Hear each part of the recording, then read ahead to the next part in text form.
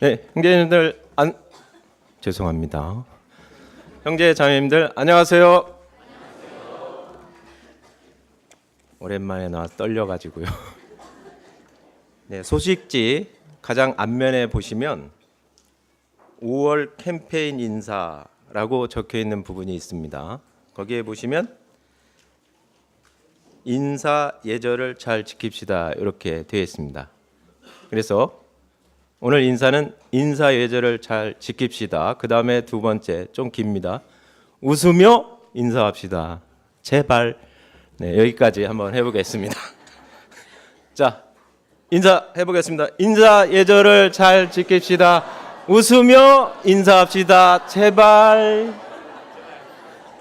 네, 좀 이상하지만 웃으면서. 네, 감사합니다. 2019년 양주교회 목표 다 같이 하시겠습니다. 2019년 양주교회 목표 그리스도 예수의 마음을 본받는 교회 겸손 공감 복종 희생 빌립보서 2장 5절로 8절 말씀 너희 안에 이 마음을 품으라 곧 그리스도 예수의 마음이니 그는 근본 하나님의 본체시나 하나님과 동등됨을 취할 것으로 여기지 아니하시고 오히려 자기를 비워 종의 형체를 가져 사람들과 같이 되었고 사람의 모양으로 나타내셨음에 자기를 낮추시고 죽기까지 복종하셨으니 곧 십자가에 죽으심이라. 네, 감사합니다. 지난주 암송 요한복음 5장 39절 말씀 다 같이 한번 암송하시겠습니다. 요한복음 5장 39절 말씀 너희가 성경에서 영생을 얻는 줄 생각하고 성경을 상고하거니와 이 성경이 곧 내게 대하여 증거하는 것이로다. 지난주 암송은 1, 2교구 형제 자매님들께서 암송해 주시겠습니다.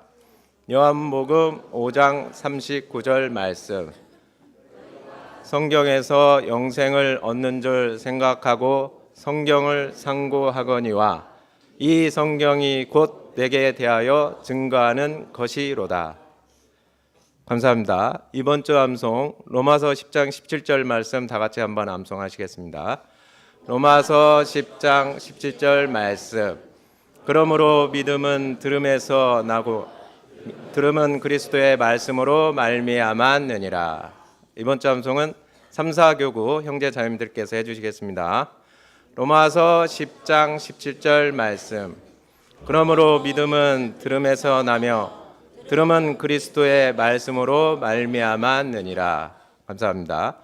다음 주 암송은 소식지 참조해서 같이 하겠습니다. 빌립보서 2장 16절 말씀 생명의 말씀을 밝혀 나의 다름들도 헛되지 아니하고 수고도 헛되지 아니하므로 그리스도의 날에 나로 자랑할 것이 있게 하려 함이라.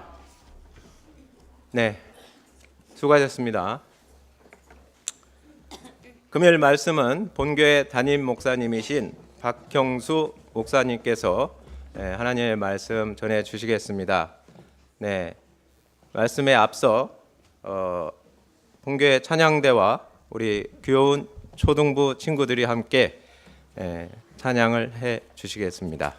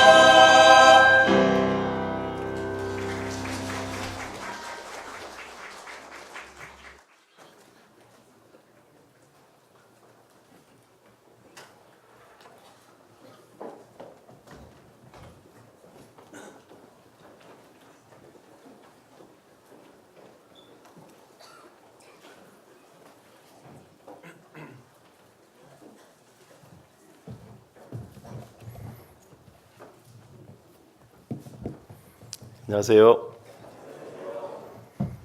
네. 5월은 흔히 가정의 달이라고 얘기를 합니다.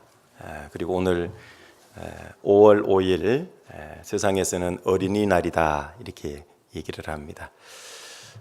무슨 단순한 절기로서 우리가 뭐 지키는 것이 아니라 이 교회 안에서도 신앙 안에서도 어린아이는 아주 중요한 위치를 차지한다라는 걸 알 수가 있습니다. 복음의 2세대이기도 하고 주님의 역사를 위해서 자기의 전생애를 드릴 수 있는 사람들이 어린아이들이기 때문에 그렇습니다. 그리고 마태복음 18장과 19장을 읽어보시면 예수님께서도 어린아이와 관련된 말씀을 해주고 계십니다. 마태복음 18장 1절부터 읽어보시면 제자들이 예수님께 여쭤봤어요. 천국에서는 누가 크니까? 그러면 누가 크다라고 대답을 해주시면 좋겠는데 예수님은 이 어린아이와 같이 천국을 받들지 않으면 천국에 들어갈 수 없다고 얘기를 해주시는 겁니다. 천국에서 누가 크냐고 물었는데 어린아이처럼 그렇게 받들지 않으면 천국에 못 들어간다라는 동문서답 같은 대답을 해주신 겁니다. 근데 그건 사실 질문과 답이 똑같은 겁니다. 천국에서 크게 되는 원리와 천국에 들어가는 원리가 똑같다라는 얘기인 겁니다. 그래서 어린아이들의 어떤 면을 예수님이 얘기하신 거냐 하면 순수함, 또 아이들은 잘 받아들이잖아요. 그리고 일종의 따지지 않고 무슨 광고 멘트처럼 묻지도 않고 따지지도 않고 아이들은 복음을 순수하게 잘 받아들여요. 어른들은 복음이 공짜로 준다고 하면 자꾸 따지죠. 무슨 야로가 있는 거 아니냐? 어떻게 공짜가 있을 수 있어? 근데 애들은 어때요? 100억짜리 다이아 반지를 줘도 감사합니다 하고 그냥 받아가죠. 어른은 그거 주려고 딱 하면 이 뒤에 뭔가 있지 않을까? 그래서 구원을 잘 못 받는 겁니다.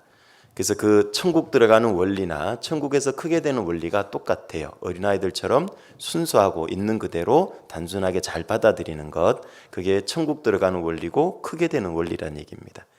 그리고 그 마태복음 19장에 보면 어린아이와 관련된 사건이 하나가 또 있죠. 사람들이 안수해 주시기를 바라고 아이들을 예수님께 데려오니까 제자들이 그걸 금지시킨 겁니다. 그때 예수님께서 어린아이들이 아이들을 용납하고 내게 오는 걸 금하지 말라라고 말씀해 주셨고 직접 그 아이들을 위해서 안수를 해 주신 겁니다. 그러시면서 천국이 이런 자의 것이니라 라고 말씀을 해 주십니다. 물론 어린아이의 모든 것이 신앙적으로 좋다라는 얘기는 아닙니다.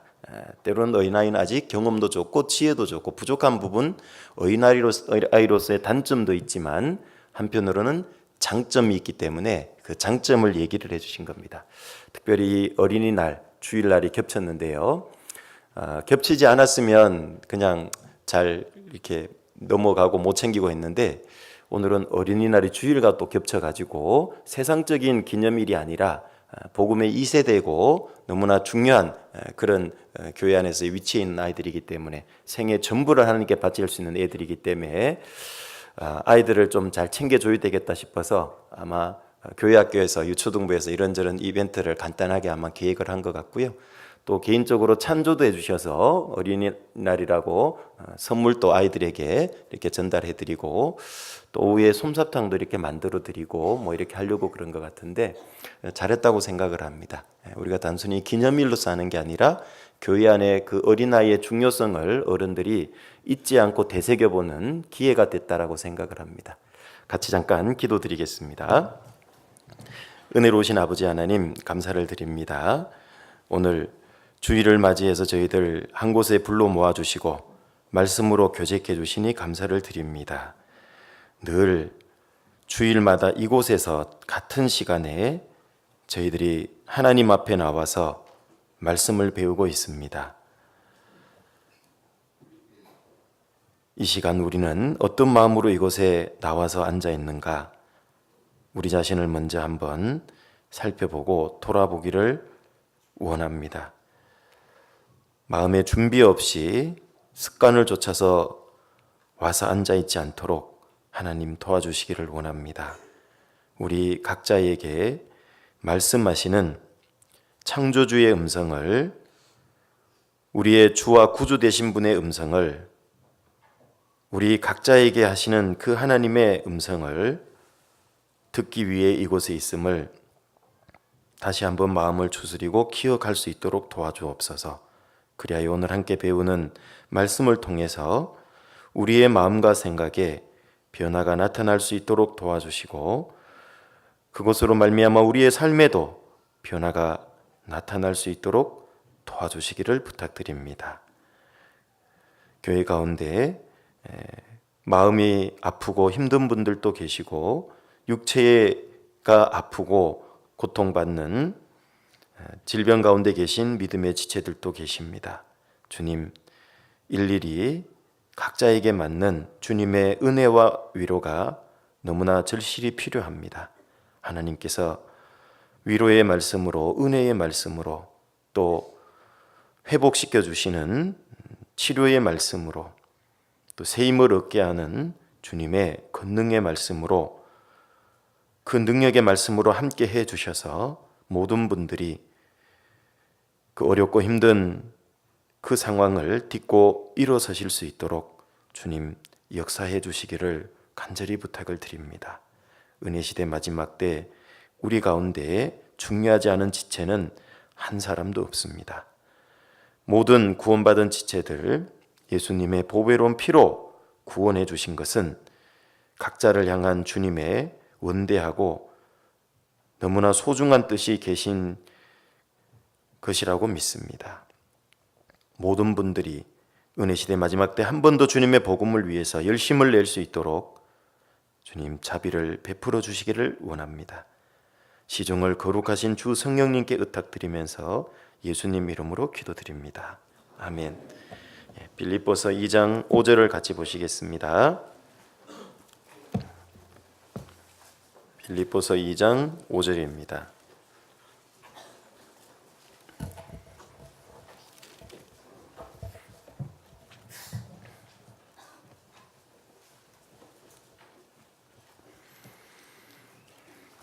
빌립보서 2장 5절 같이 한번 읽어보시겠습니다. 너희 안에 이 마음을 품으라. 곧 그리스도 예수의 마음이니. 한 곳을 더 보겠습니다. 전도서 9장 3절로 가보겠습니다. 전도서 9장 3절입니다.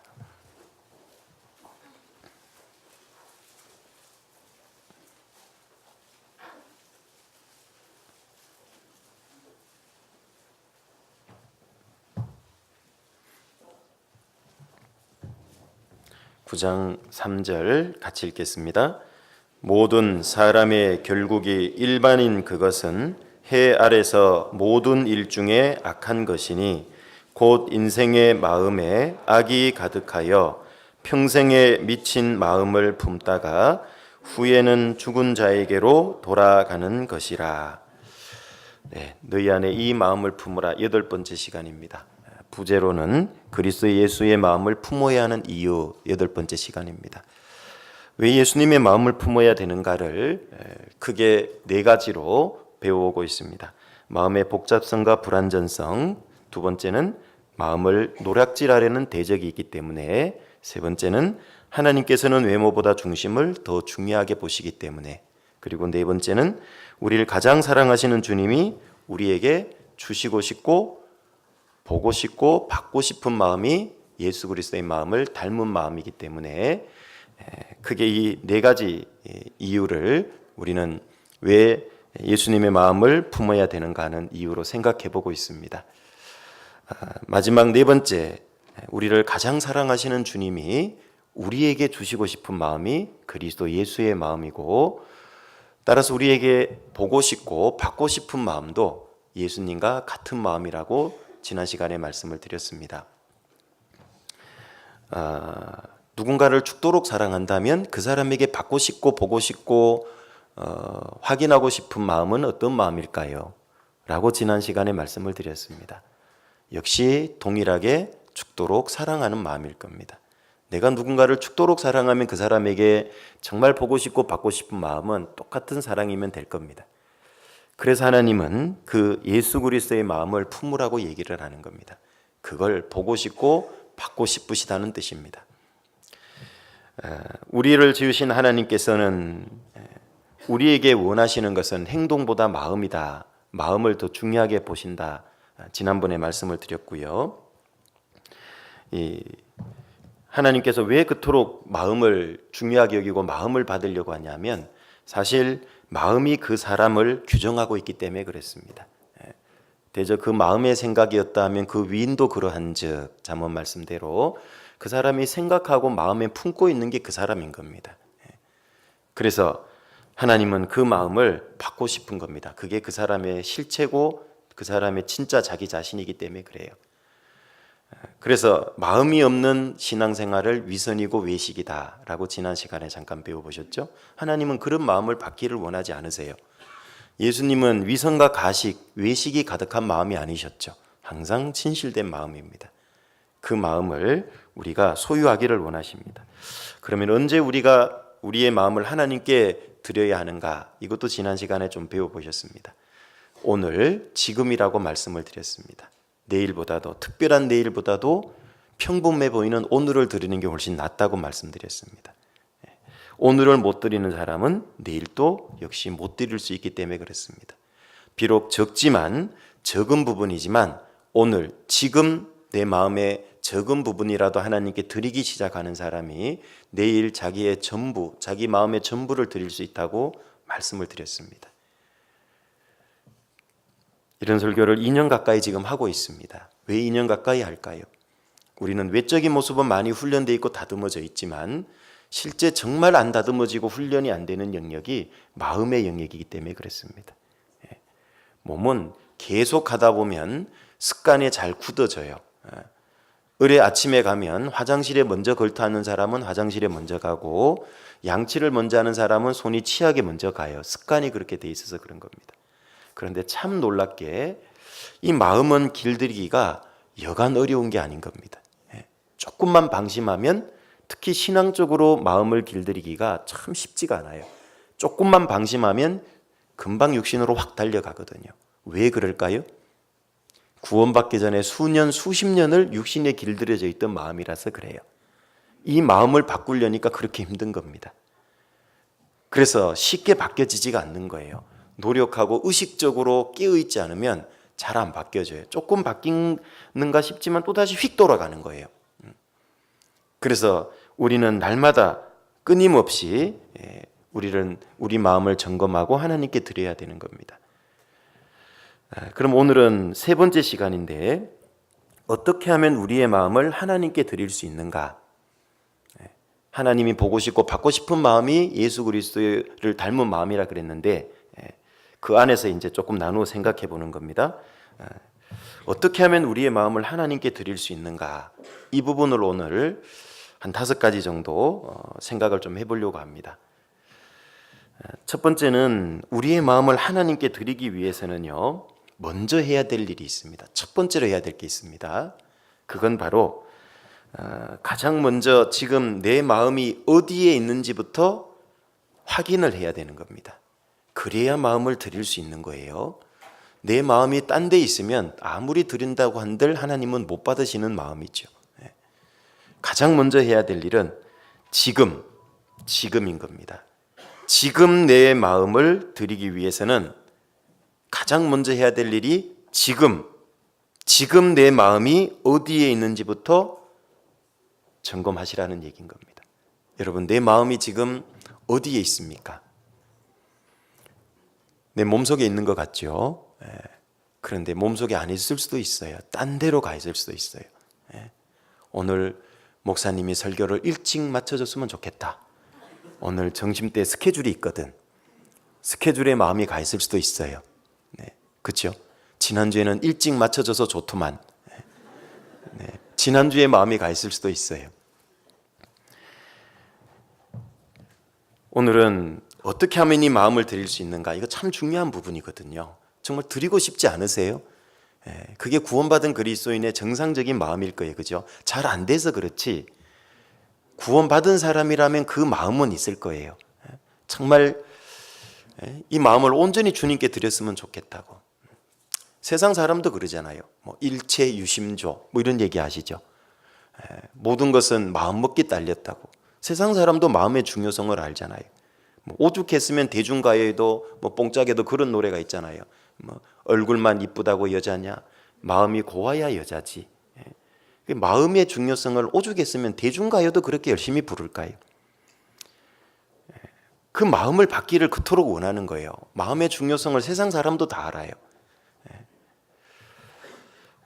그리스도인이라면 더더욱 그걸 인식하고 살아가야 됩니다. 그러려면 지금 내 마음이 어디 있는지를 알아야 돼요.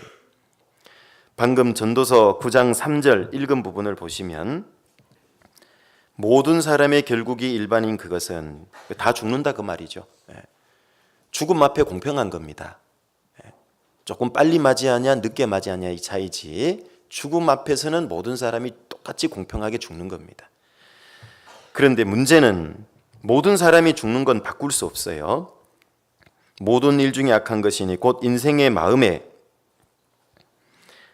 악이 가득하여 평생에 미친 마음을 품다가 후에는 죽은 자에게로 돌아가는 것이라. 모든 사람이 똑같이 죽어요. 그런데요, 또 어떤 게 똑같냐 하면 구원을 받지 못하면 그 마음속에 죄성, 악이 있죠. 그 죄성, 악 때문에 미친 마음을 품고 살다가 다 똑같이 죽는데요. 여기 미친 마음인데요. 이 영어로는 이 미친이 매드니스 이렇게 나옵니다. 광기, 어떤 것에 열중함 이런 뜻이에요. 한 곳에 완전히 마음이 뺏겨버린 거. 어디에 요즘 말로 전문 용어로 꽂히는 거 있죠. 딱 꽂혀버리는 거. 마음이 세상적인 것에 어디에 딱 꽂혀가지고 평생에 거기 꽂혀서 살다가 가는 거예요. 전도 집회 때도 많이 들어보셨잖아요. 어떤 사람은 돈에 미쳐서 사는 거예요, 평생. 그래서 오토바이가 지나가도 오토바이 소리가 요 돈 소리도 들리고 바닷가에 가서 배가 텅텅텅텅 하면 돈 하고 가는 것처럼 들리고 공장에 가면 기계가 텅텅 돌아가는 것도 돈 손으로 들린다는 거예요. 돈에 완전히 마음이 꽂혀 있는 거예요. 심지어 돈이라면 자식을 죽이기도 하는 시대잖아요. 그게 미친 마음이 아니고 무슨 마음이겠어요, 그죠? 돈 때문에 인간관계가 다 깨져도 개의치 않는 거예요. 돈에 미쳐 있기 때문에 그런 겁니다. 돈에 얼마나 마음이 미쳐 있는가 알려면 간단합니다. 양주나 동두천 가장 큰 번화가 네거리에서 500원짜리 동전 한 움큼을 한번 딱 떨어뜨려 보세요. 쨍그랑 소리하고 돈 떨어지는 소리 들릴 거예요. 사람들의 주변 시선이 어디로 향하는가 한번 들어보세요. 네. 돈에 얼마나 마음이 뺏겼는가를 금방 알 수 있죠. 돈은 사실 영원히 내 것이 될 것처럼 보이지만 그러지 않습니다. 내 통장에 10억, 100억이 있어도요, 엄밀히 말하면 관리인인 겁니다. 내 이름은 관리인이에요. 그걸 잘 쓰지 못하면 주인 소유권 행세를 못하고 가는 겁니다. 그렇죠? 어떻게 버느냐도 중요하겠지만 더 중요한 건 어떻게 쓰느냐가 훨씬 더 중요한 겁니다. 어떤 사람은 스포츠에 미쳐 있어요. 이 스포츠 때문에 말씀 듣다가도요, 한일 무슨 축구 A 무슨 매치 하면은요, 말씀 들으러 안 오고 축구 보러 가요. 그래서 구원 못 받는 사람도 있어요. 특히 저기 유럽 사람들은 축구에 미친 거 아시죠? 축구에 미쳐 있어요. 우리도 스페인에 선교를 하고 있잖아요. 스페인 로켓다스 대마를 이제 자립한 어려운 교회를 저희가 후원하고 있습니다. 후원교회입니다. 가서 들어보면 이런 얘기를 해요. 이 축구하는 날이 딱 되면은 직장이 막 잘 안 돌아간대요. 왜냐하면 조퇴하고 간대, 조퇴. 밤이면 그래도 그나마 회사 마치고 가는데요. 이 낮에 경기한다 그러면요, 회사가 안 돌아간대. 그리고 심지어는 열심 당원들이 있어요. 무슨 FC 바르셀로나 팬이다 이런 사람은요, 저기 다른 나라에 원정 경기하러 갔잖아요. 영국에 비행기 타고 쫓아가요. 끝까지. 꽂힌 거죠, 뭐 축구에. 재미있는 실화가 있었는데요. 선교 실화입니다. 우리 어떤 교회 목사님이 유럽 가서 열심히 전도하는데요. 야, 오늘 이 축구 대회가 있는데도 이곳에 오신 분들은 대단한 분이라고 얘기했는데 한 사람이 뻘떡 일어나서 나가더래요. 그래서 왜 나가냐니까 오늘 축구하는지 몰랐대. 축구 보러 가야 된다고. 알려줘서 고맙다고. 참 축구에 스포츠에 미쳐 있는 거예요, 사람들이. 건강을 위해서, 운동을 위해서 좀씩 하는 거야 뭔 문제가 되겠어요. 근데 그 정도면 미친 겁니다. 네. 어떤 사람들은 스마트폰과 인터넷에 완전히 마음이 뺏겨 있어요. 어떤 사람은 쿠팡에 맨날 마음 뺏기고 사는 사람도 있고, 어르신들은 쿠팡이 뭐대? 스마트폰으로 쇼핑하는 겁니다. 쇼핑. 어떤 사람은 할인 뭐가 뜨면 아예 받기를 눌러 놔가지고요, 이번에 뭐 상품 싸게 떴다는 거 계속 알림 들어오죠. 심지어는 말씀 보다가도 알림 들어오면 그거 보고 있다니까요. 이 정도면 광기죠. 미친 마음 품은 정도가 될 거예요. 어디 가서 마음이 탁 꽂혀 있는 거예요. 어떤 사람은 이 쇼핑 인터넷뿐만 아니라요, 그냥 동대문 두타 뭐 이런 데 있잖아요, 그죠? 거기에 꽂혀 있어. 뭐 필요해서 사러 가는 거야. 잠깐 뭔 문제가 되겠어요. 그런데 그걸 정기적으로 안 하면 자꾸 이상하게 느껴져, 몸이. 그 정도면 이미 광기가 된 겁니다. 한 달에 아니면 한 주에 꼭 뭘 하나 사야 평안함을 느끼는 분들이 있어요. 이 정도면 이미 미친 마음을 품었다는 표현이 맞을 거예요. 심지어는 빚이 늘어가고 있는데도 쇼핑을 해야 평안함을 느끼는 분들도 많아요. 쇼핑족들이 있습니다. 어떤 사람은 술과 담배, 도박에 마음이 완전히 뺏긴 분도 있어요.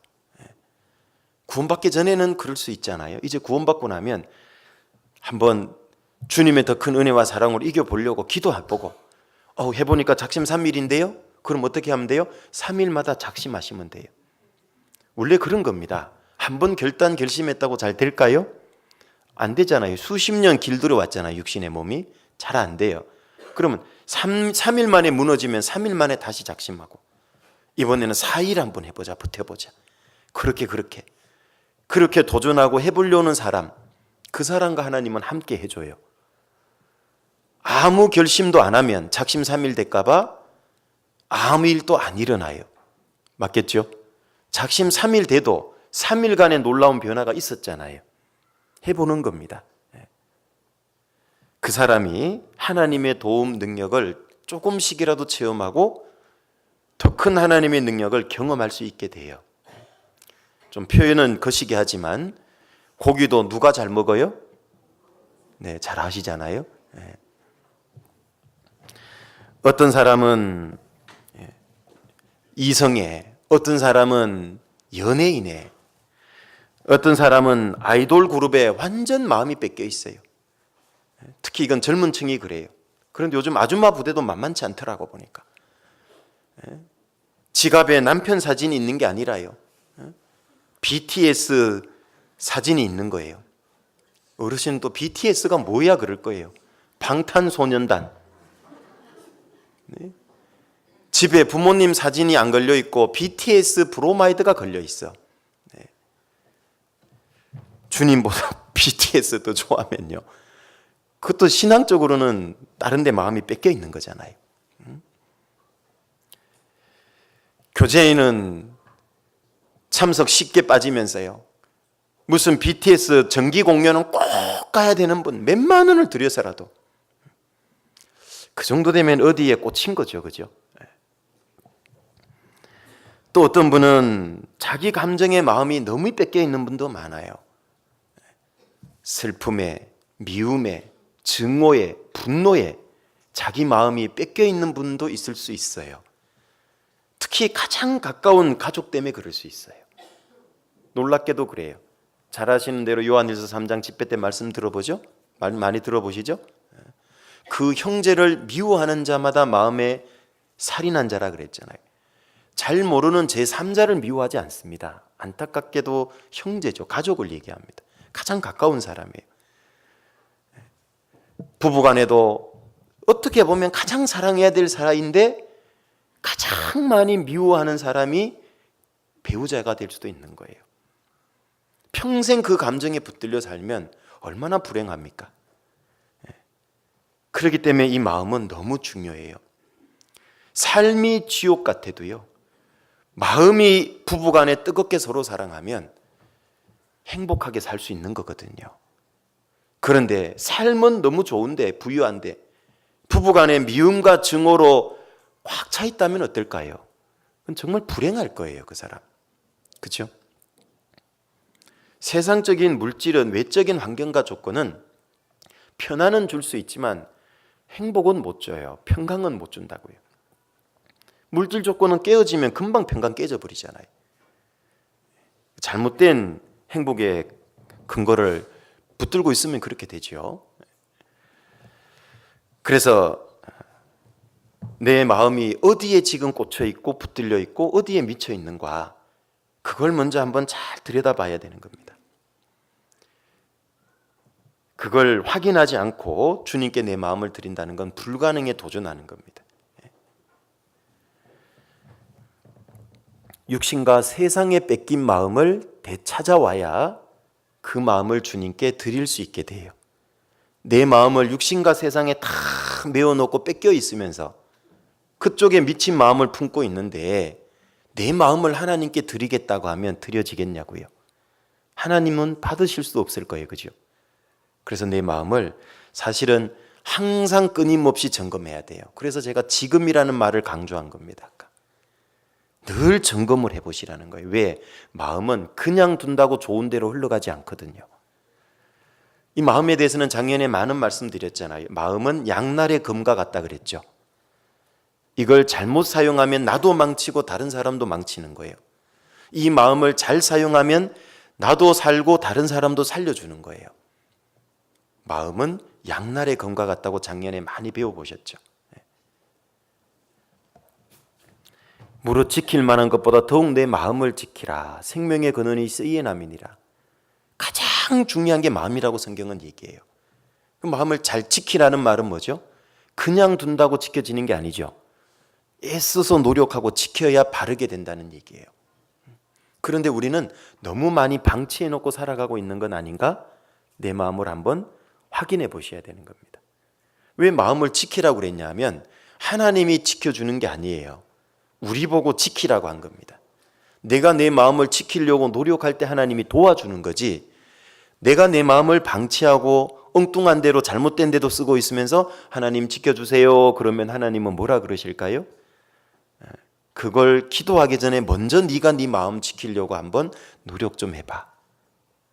그래서 무릇 지킬 만한 것보다 더욱 네 마음 지켜보라고 얘기하잖아요.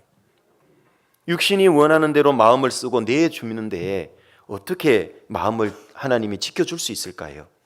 그런 마음을 어떻게 드릴 수 있을까요? 그죠? 스스로에게 물어보십시오.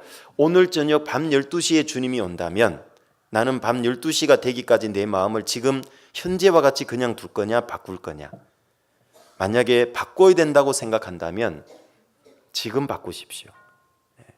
왜냐하면 오늘 밤 12시가 아니라 잠시 후에도 주님 오실 수 있는 시대에 살잖아요.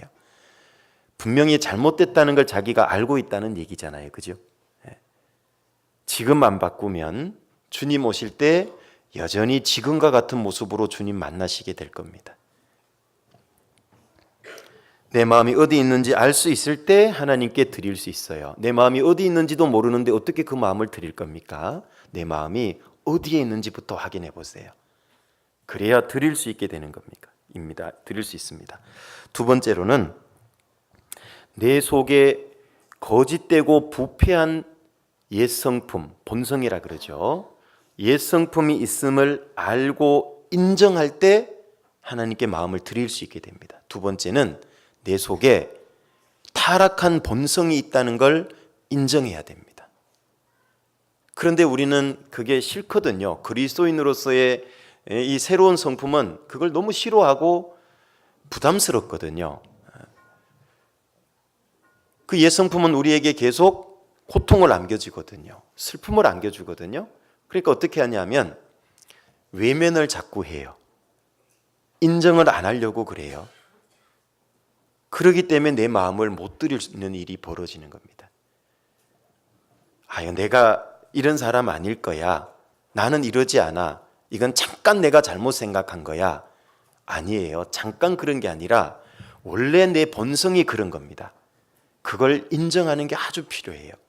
그래야 위선이나 외식에 빠지지 않습니다. 그리고 하나님 앞에 정직하게 마음을 드릴 수 있게 되는 겁니다. 자기의 거짓되고 타락된 그 죄로 얼룩져 있고 육신의 정욕에 물들어 있는 그 본성이 있다는 걸 아는 게 필요하고, 알고 있다면 인정하는 게 필요해요. 그래야 하나님 앞에 정말 낮고 겸손한 마음으로 나갈 수 있게 됩니다. 근데 그걸 외면하는 분도 있고, 심지어는 일부러 애써서 부정하고 그걸 부인하는 거짓에 빠질 수도 있어요. 그러면 자기 마음을 전혀 드릴 수 없게 되는 겁니다. 우리가 집회 때 가끔 제가 그런 말씀 드리죠. 예수님은 우리의 죄를 가져간 것이지 죄의 기억을 가져간 게 아니라 그랬죠. 기억나십니까? 왜 내 죄의 기억을 안 가져갔을까요? 아는데 답 안 하시는 거죠. 네, 이게 아주 중요한 거라고 제가 복음할 때 그 바쁜 와중에 일부러 말씀드리잖아요. 왜 하나님은 내 죄를 예수님을 통해서 과거, 현재, 미래의 모든 죄를 가져가시면서 내 죄의 기억은 남겨놨을까요? 죄에 대해서 더 선명하게 느끼게 했을까요? 예전에 죄라고 생각되지 않았던 것도 구원받고 나니까 죄로 인식되죠, 새삼. 왜 그렇게 하셨을까요? 이유가 뭐죠? 겸손한 마음 잃지 말라라는 뜻이에요. 구원의 은혜 잊지 말라라는 뜻이죠. 그래서 죄의 기억을 남겨놓은 겁니다. 죄에 대해서 오히려 선명하게 깨닫게 하는 그 마음을 주신 거예요. 그래야 내가 얼마나 큰 죄인이었다는 걸 안 잊어요. 살아가면서도 마찬가지예요. 구원받고 바로 완벽해지지 않잖아요.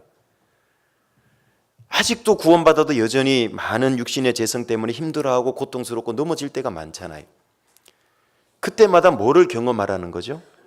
그런 나를 구원해 주신 은혜와 사랑을 잊지 말라라는 얘기예요.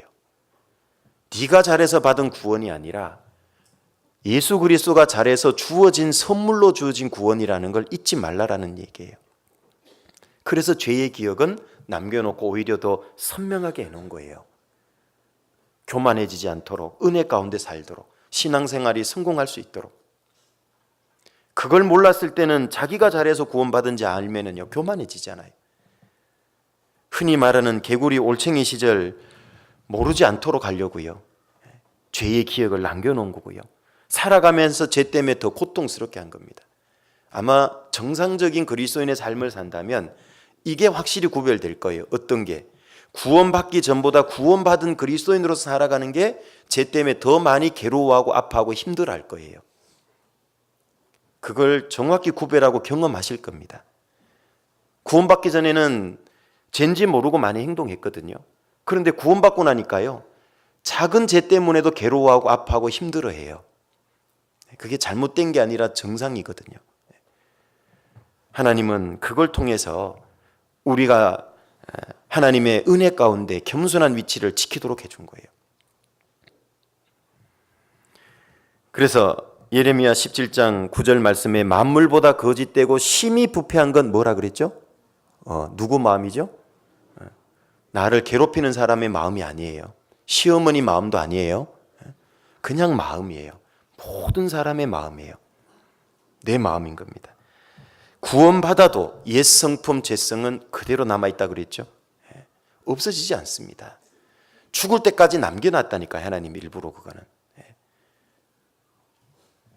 그건 지난번에 수요일 날도 한번 배워보셨죠? 왜 옛 성품, 죄성을 남겨놨냐고. 첫 번째 이유는 제가 방금 말씀드린 것처럼 구원의 은혜, 그 겸손한 거 잊지 말라는 거고요. 두 번째는 우리에게 영광을 더 주려고 그런 거잖아요. 시험거리고 대적자잖아요. 사실은 우리 속에 있는 죄성 육신은 그거와 싸워서 이길 때 영광이 주어지는 거예요. 구원받고 나서 그리스도인의 3대 대적이 우리 속에 있는 육신, 바깥에 있는 세상, 근본적으로 마귀, 3대 대적이라고 야고보서 3장 4장은 말씀하잖아요. 그런데 구원받고 나서 우리의 대적이 하나도 없도록 해놓으면 하나님 앞에 가서 받을 영광이 하나도 없는 거예요. 싸울 대적이 없잖아요. 그런데 안팎으로 남겨두신 이유가 뭐예요? 영광 두시려고 그런 겁니다.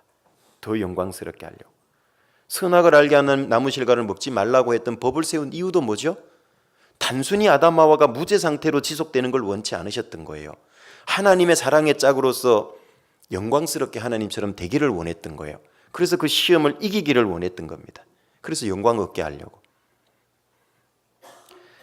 그래서 우리 속에 재성을 남겨놓은 이유는 하나님께서는 그런 좋은 이유를 가지고 계셨던 겁니다.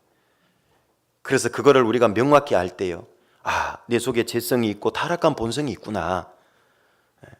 그것 때문에 많은 시험도 들고 괴롭고 힘들고 아파해요.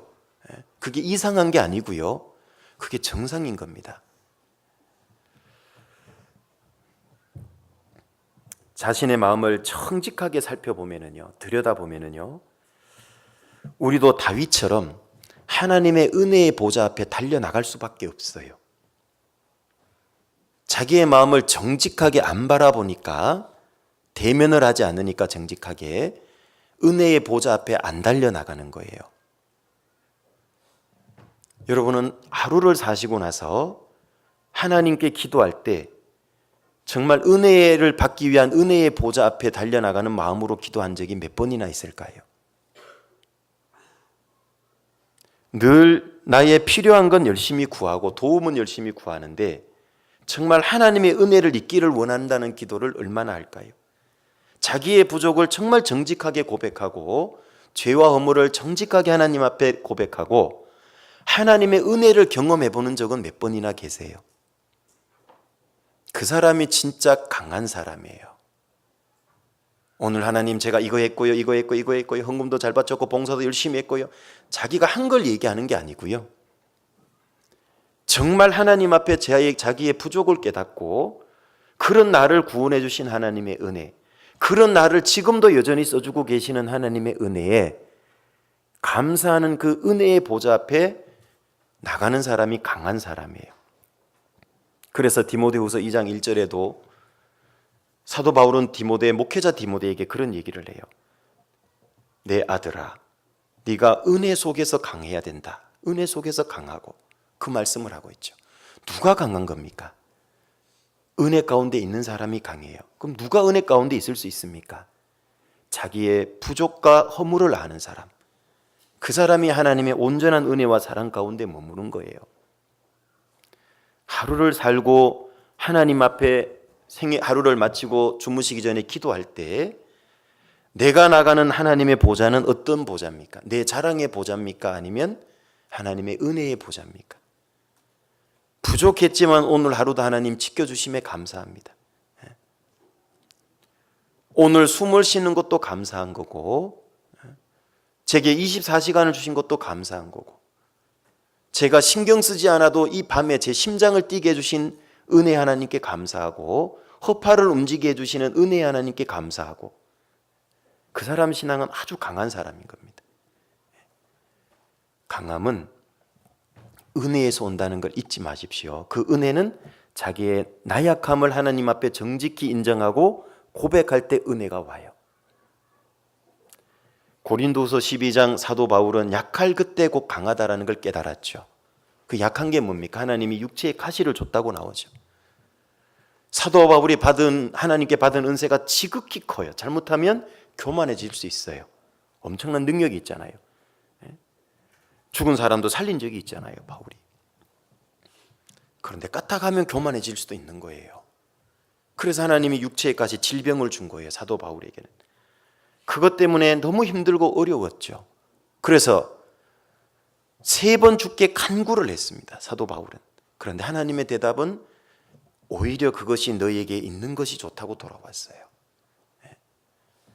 왜? 자기의 나약함을 깨달을 때 하나님을 더 의지하게 되거든요. 하나님의 은혜를 더 경험하게 돼요. 그게 하나님이 그리스도인을 강하게 만드는 방법입니다. 잊지 마십시오. 우리는 하나님 능력 주세요, 이런 거 자꾸 구하는데요, 그 능력이 어떻게 오는지를 생각해 보세요.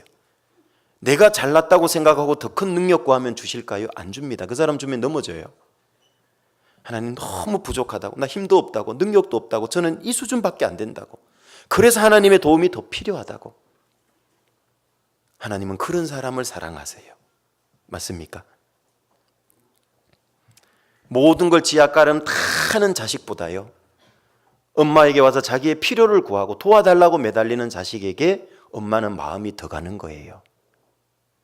어머니들 그럴까요? 안 그럴까요? 네. 모든 걸 자기가 그냥 다 해버리고 나 엄마의 사랑 필요 없다고 엄마가 함께할 여지를 안 줘요. 그러나 어떤 아들은 정말 자기의 부족을, 나약함을 엄마 앞에 인정하고 이 부분은 엄마가 도와주면 좋겠다고, 엄마가 함께 해주셨으면 좋겠다고, 그 자식에게 엄마의 마음이 자꾸 더 가는 거예요. 나 하나님 크게 안 도와주셔도 제가 제 신앙생활 알아서 잘할 테니까요. 그 사람보다는요, 자기의 부족과 고백을 하나님 앞에, 나약함을 고백하고 인정하고 하나님의 도움을 간절히 바라는 그 사람에게 은혜가 임해요. 하나님의 은혜는 비와 이슬로 성경에 많이 비유되어 있죠. 비와 이슬은 하늘로 올라가는 게 아니라 내려오는 겁니다. 낮은 자에게 임한다는 얘기인 겁니다. 그래서 다윗도 간음죄와 살인죄 범했을 때 시편 51편 10절에 자기 속에 정한 마음을 창조해달라고 하나님께 기도하고 있잖아요. 정직한 영을 새롭게 해달라고 기도하고 있어요. 그 말은 뭐죠? 정직하지 못했다는 얘기인 겁니다. 거짓말했다는 거죠. 자기 부하의 아내를 간음해서 빼앗고 왕의 권력으로 잉태한 걸 숨기기 위해서 자기 부하를 우리아를 죽이기까지 하고 그걸 1년 가까이 거짓으로 덮었던 겁니다. 그런 죄 안 지은 것처럼. 하나님은 나단 선지자를 통해서 다 드러냅니다. 하나님이 모르는 죄가 있을까요? 모르는 허물이 있을까요? 없습니다. 그런데 왜 1년 가까이 기다려줬을까요? 솔로몬에게. 솔로몬, 다윗에게 왜 기다려줬을까요? 돌이킬 기회를 준 겁니다. 스스로 정직하게 될 기회, 즉 다시 말씀드리면 하나님의 은혜를 경험할 기회를 줬던 겁니다. 이 다윗이 스스로 안 돌이키니까요. 그 아이가 태어날 때까지 안 돌이킨 거잖아요. 그래서 결국 그 아이가 죽잖아요. 나단 선지자 통해서 그 죄를 드러낸 겁니다. 충분히 돌이킬 기회를 주고 계시는 거예요. 여러분, 우리에게도 같지 않습니까? 내 부족과 허물이 있고 잘못이 있는데도 하나님은 바로 징계하지 않고 늘 기다려 주시잖아요. 스스로 돌이키고 하나님의 은혜의 보좌 앞에 나오기를 원하세요. 그래야 그 사람이 회초리 맞아서 고치는 것보다는, 징계를 통해 고치는 것보다는 스스로 정직하게 돌이키고 은혜를 통해서 강해지기를 하나님은 원하세요. 그게 원래 하나님 마음입니다.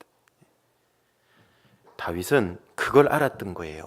그래서 자기 마음이 하나님 앞에 정직하지 못했다는 걸 알았어요. 그래서 하나님은 중심의 진실함을 원하신다. 내 영을 새롭게 해달라고, 정직하게 해달라고. 시편 51편에 보면 그런 단어들이 계속 나와요. 그게 간음죄와 살인죄 짓고 나단 선지자가 와서 다윗의 죄를 드러냈을 때 기록한 시편이라고 51편은 설명하고 있죠. 읽어보면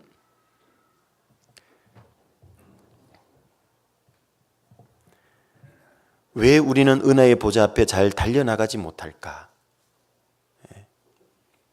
첫 번째는 이유가 있죠. 스스로의 기준으로 스스로를 보고 있기 때문에 못 나가요. 나 괜찮게 살고 있어 라고 생각해요. 이 정도면 되지 않을까라고 생각을 해요.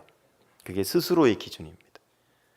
잘 아시는 대로 고린도후서 10장 12절에 보면 자기로서 자기를 헤아리고 자기로서 자기를 비교하니 지혜가 없도다. 그러면 괜찮은지 알아요. 그렇죠? 그런 비유가 있잖아요. 예화가 있잖아요.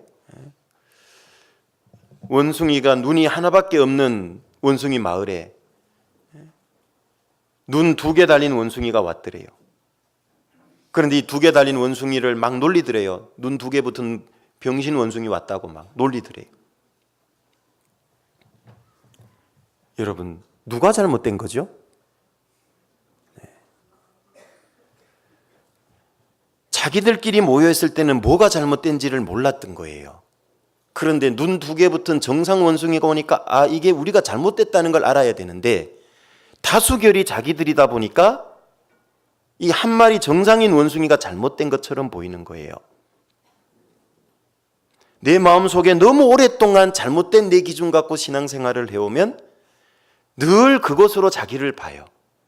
새로운 기준인 말씀을 이렇게 한 번씩 배우면 그건 소수가 돼버리는 거예요. 잘 안 바뀌어요. 그런 재밌는 말이 있잖아요. 흑인들이 모여 살 동안에는 자기들이 검은지를 몰랐대요. 어느 날 백인이 배 타고 와서 총 들고 내렸을 때 자기들이 검다는 걸 그때 알았대요. 몰랐던 거죠. 자기 기준으로 자기를 보고 있었던 거예요. 내 신앙이 그럴 수 있는 거죠. 내 기준으로 나를 보고 있을 수 있는 거잖아요. 그러면 굉장히 정상이고 괜찮은지 알아요. 그러면 은혜의 보좌 앞에 못 달려가요. 은혜를 못 경험한다는 뜻인 겁니다. 기준을 하나님 기준으로 바꾸는 게 필요하고요. 또 하나는 정말 잘못된 죄와 허물에 반복적으로 빠져 있으면 무뎌진 거예요.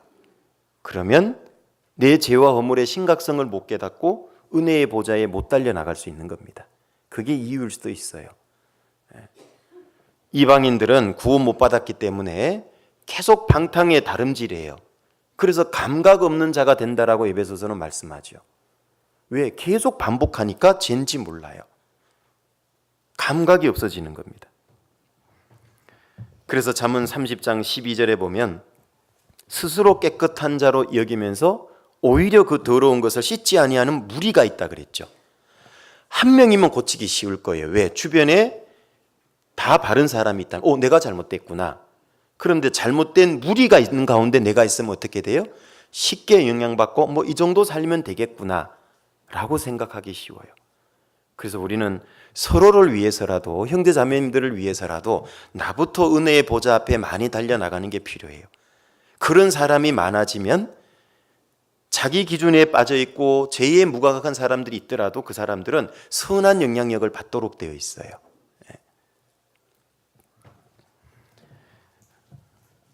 그래서 다윗은 내가 왜 간음죄와 살인죄를 지었을까? 그걸 환경 탓하지 않고 외부로 돌리지 않았어요. 전도 집회 때 많이 듣던 말씀이 시편 51편 5절이죠. 혹시 암송하십니까? 내가 죄악 중에 출생하였으며 모친이 제 중에 나를 잉태하였나이다. 그걸 깨달은 거예요. 왜 내가 이 끔찍한 간음죄와 살인죄를 짓게 됐을까? 자기 속을 성찰을 한 거예요. 정직한 영으로. 그리고 알게 된 거예요. 내가 나면서부터 타락한 본성, 죄성을 가지고 있구나. 하나님을 믿는 하나님의 사람이 됐었어도 여전히 이게 남아있구나. 그걸 깨달은 거예요. 그걸 인정한 거예요. 처음에는 그걸 1년 가까이 부정하고 부인했거든요. 그런데 보세요. 그 죄가 안 드러나고 부정하고 부인했을 때 다윗에게 진정한 평강이 있었을까요? 진정한 행복이 있었을까요? 하나님의 은혜가 1년 가까이 있었을까요? 전혀 없었을 겁니다. 항상 두려움에 떨고 있었을 겁니다. 맞죠? 이 살인죄, 간음죄, 왕의 권위로 우선은 덮은 것 같아요. 그러나 하나님 앞에는 못 덮어요. 늘 불안하고 가슴 졸였을 겁니다. 그런데 이제 하나님 앞에 모든 게 꼭 드러나고 자기가 고백하고 돌이켰을 때 이제 정말 다윗에게는 하나님의 은혜가 임하고 하나님의 평강이 임하기 시작하는 거예요. 그걸 1년 가까이 감추었을 때는 결코 행복해지지 않았어요. 결코 은혜도 경험 못했어요.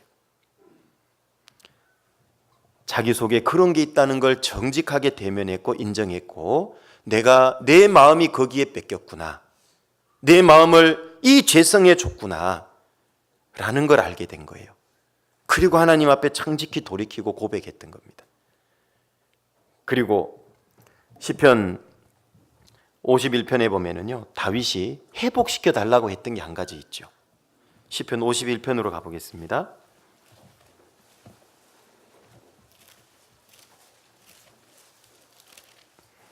(51편) 12절입니다.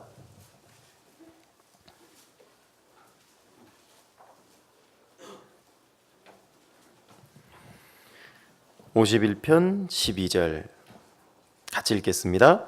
주의 구원의 즐거움을 내게 회복시키시고 자원하는 심령을 주사 나를 붙드소서. 지금 다윗이 없어진 건 구원이 없어진 겁니까? 구원의 즐거움이 없어진 겁니까? 즐거움이 없어진 겁니다.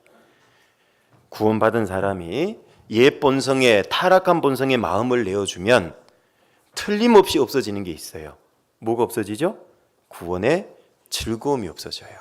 그게 첫 번째 징계라고 얘기를 합니다. 하나님은 진짜 회초리 징계 들기 전에 첫 번째 징계 일종의 사인인 겁니다. 빨리 고치라는 사인이에요. 이것도 은혜죠, 그죠? 바로 막대기 몽둥이를 회초리를 드는 게 아니고요. 첫 번째 사인을 보내줘요. 내 마음이 잘못되어 있고 엉뚱한 곳에 가 있다는 사인이 뭐냐면 구원의 즐거움이 없어져요. 혹시 구원의 즐거움이 사라지셨습니까? 틀림없이 하나님과 내 사이를 비집고 들어온 죄가 있을 겁니다. 그걸 처리하면 구원의 즐거움이 회복이 돼요. 두 번째는 자원하는 심령이 없어졌어요. 자원해서 스스로 원해서 주님 뜻대로 딱 살고 싶었던 마음이 없어지는 거예요. 당연한 겁니다. 구원의 즐거움이 없어지면 자원하는 심령도 없어지는 겁니다. 그것도 또한 사인인 겁니다. 교회 오는 게 의무감이 되기 시작해요. 교제 참석하는 게 억지로 도살장에 끌려가는 느낌이 자꾸 들어요. 구원의 즐거움을 잃어버렸어요. 하나님과 나 사이에 내가 감추고 덮고 있는 죄가 있을 수 있어요. 다윗처럼 이 죄가 구원받아도 죄성이 있다는 걸 빨리 깨닫고 그것 때문에 내가 정말 넘어졌다는 걸 빨리 주님 앞에 인정해야 돼요. 그래서 6절에도 보면 중심의 진실함을 주께서 원하신다 그랬죠. 겉으로 멋있게 지금 살아달라는 얘기 안 하죠. 하나님은 뭘부터 원하죠? 마음 중심의 진실함을 원해요. 이게 되지 않는데 외적으로 열심히 앞으로 살아봐야 뭔 소용이 있겠어요. 중심의 진실함을 원하고요. 7절에도 우슬초로 나를 정하게 하소서. 내가 정하리이다. 나 좀 깨끗하게 하나님 해달라. 나 하나님 너무나 지금 죄성에 물들어 있고 죄성의 마음이 뺏겨 있다고. 하나님의 은혜의 보좌 앞에 나가서 흐느끼고 매달리고 있잖아요.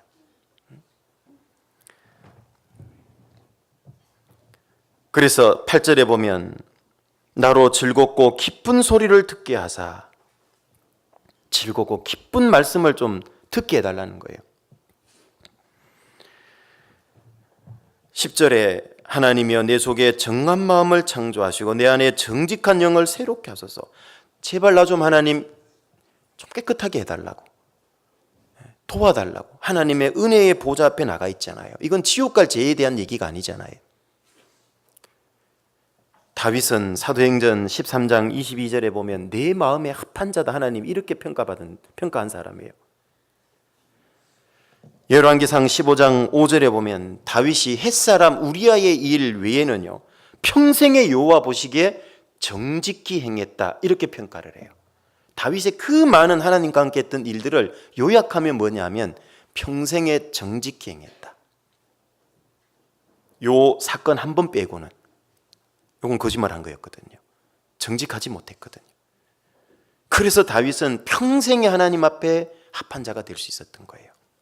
뭐 때문이죠? 전쟁에서 늘 이겨서 그런 겁니까? 아니죠. 먼저는 마음이 하나님 앞에 발랐기 때문에 그래요. 정직해요. 진실한 겁니다. 그래서 다윗은 알았어요.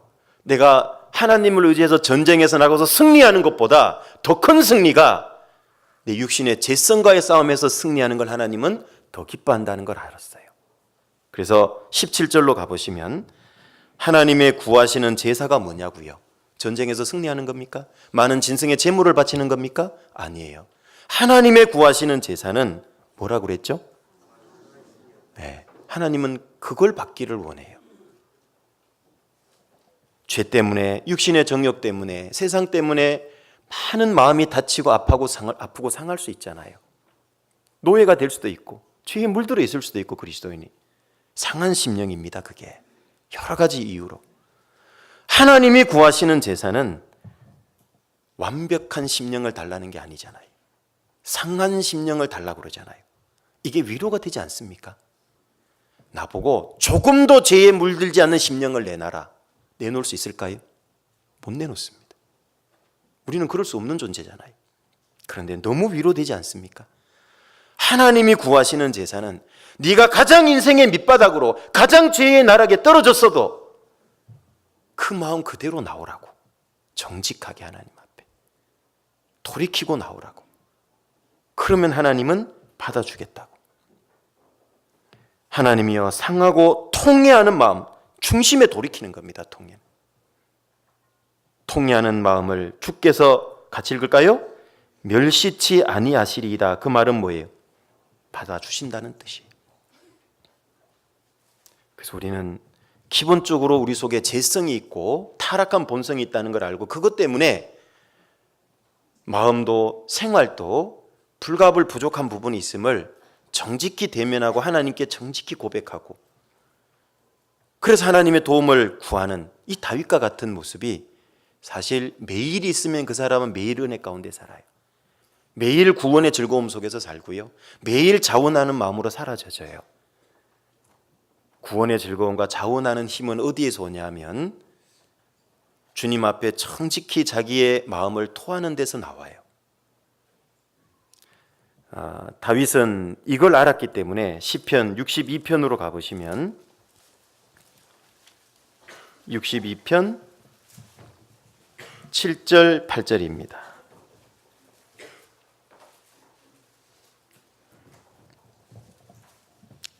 62편 7절 8절 같이 읽겠습니다. 나의 구원과 영광이 하나님께 있으며 내 힘의 반석과 피난처도 하나님께 있도다.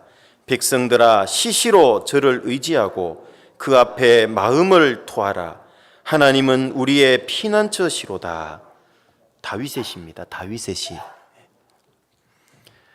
다윗은 하나님을 자기의 힘의 반석과 피난처로 삼았던 사람, 정말 가장 인생의 어두운 밑바닥 골짜기를 걸을 때조차도 부족하지만 상한 심령이었을 때조차도 하나님께 나갔던 사람.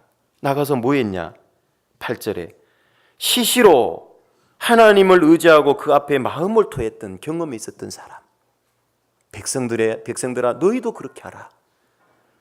양주교회 성도들아 너희도 그렇게 하라. 그런 뜻인 겁니다. 나는 하나님의 은혜의 보좌 앞에 가서 얼마나 마음을 시시로 토하고 계십니까? 그 사람이 은혜를 경험을 해요. 회복시켜주는 구원의 즐거움을 경험하고 자원해서 사는 힘을 경험하는 겁니다. 우리가 이 마음이 될 때 하나님께 마음을 드디어 드릴 수 있는 겁니다.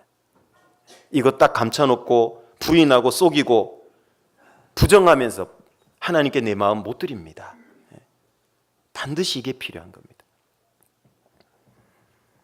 세 번째로는 뜨거운 마음이라야 드릴 수 있습니다. 우리의 마음은 주님을 향한 뜨거운 마음이라야 돼요.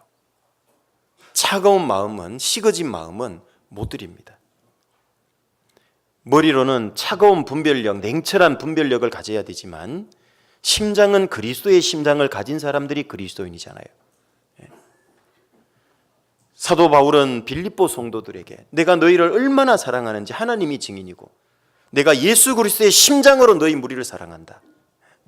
그 심장이 뭐를 뜻합니까? 생명입니다. 사랑입니다. 뜨겁게 사랑하는 겁니다. 우리도 내 마음이 식어지지 않도록 조심해야 됩니다. 요한계시록 3장에 가보시면 잘 아시는 라오디가 교회는 식어진 교회입니다. 3장 14절부터 보시면은요,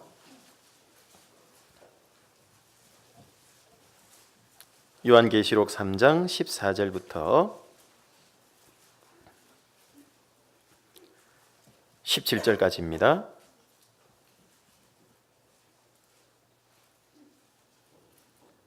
(3장 14절부터 17절입니다) 라오디게아 교회의 사자에게 편지하기를 아멘이시오 충성되고 참된 증인이시오 하나님의 창조의 근본이시니가 가라사대 내가 내 행위를 아노니 내가 차지도 아니하고 더웁지도 아니하도다 내가 차든지 더웁든지 하기를 원하노라 내가 이같이 미지근하여 더웁지도 아니하고 차지도 아니하니 내 입에서 너를 토하여 내치리라. 내가 말하기를 나는 부자라 부유하여 부족한 것이 없다 하나 내 공고한 것과 가련한 것과 가난한 것과 눈먼 것과 벌거벗은 것을 알지 못하도다. 자, 계시록 2장 3장에는 아시아의 7개의 교회 모습이 나오고 있죠. 잘 아시는 대로 에베소 교회, 스무나 교회, 버가모 교회, 두아디라 교회, 4대 교회, 빌라델비아 교회, 마지막 라우디게아 교회 7교회의 모습이 나오는데요. 혹시 시간이 되시면 집에 가서 이 7교회에 관한 말씀을 꼼꼼히 읽어보시면 공통적으로 반복해서 드러나는 단어가 있습니다.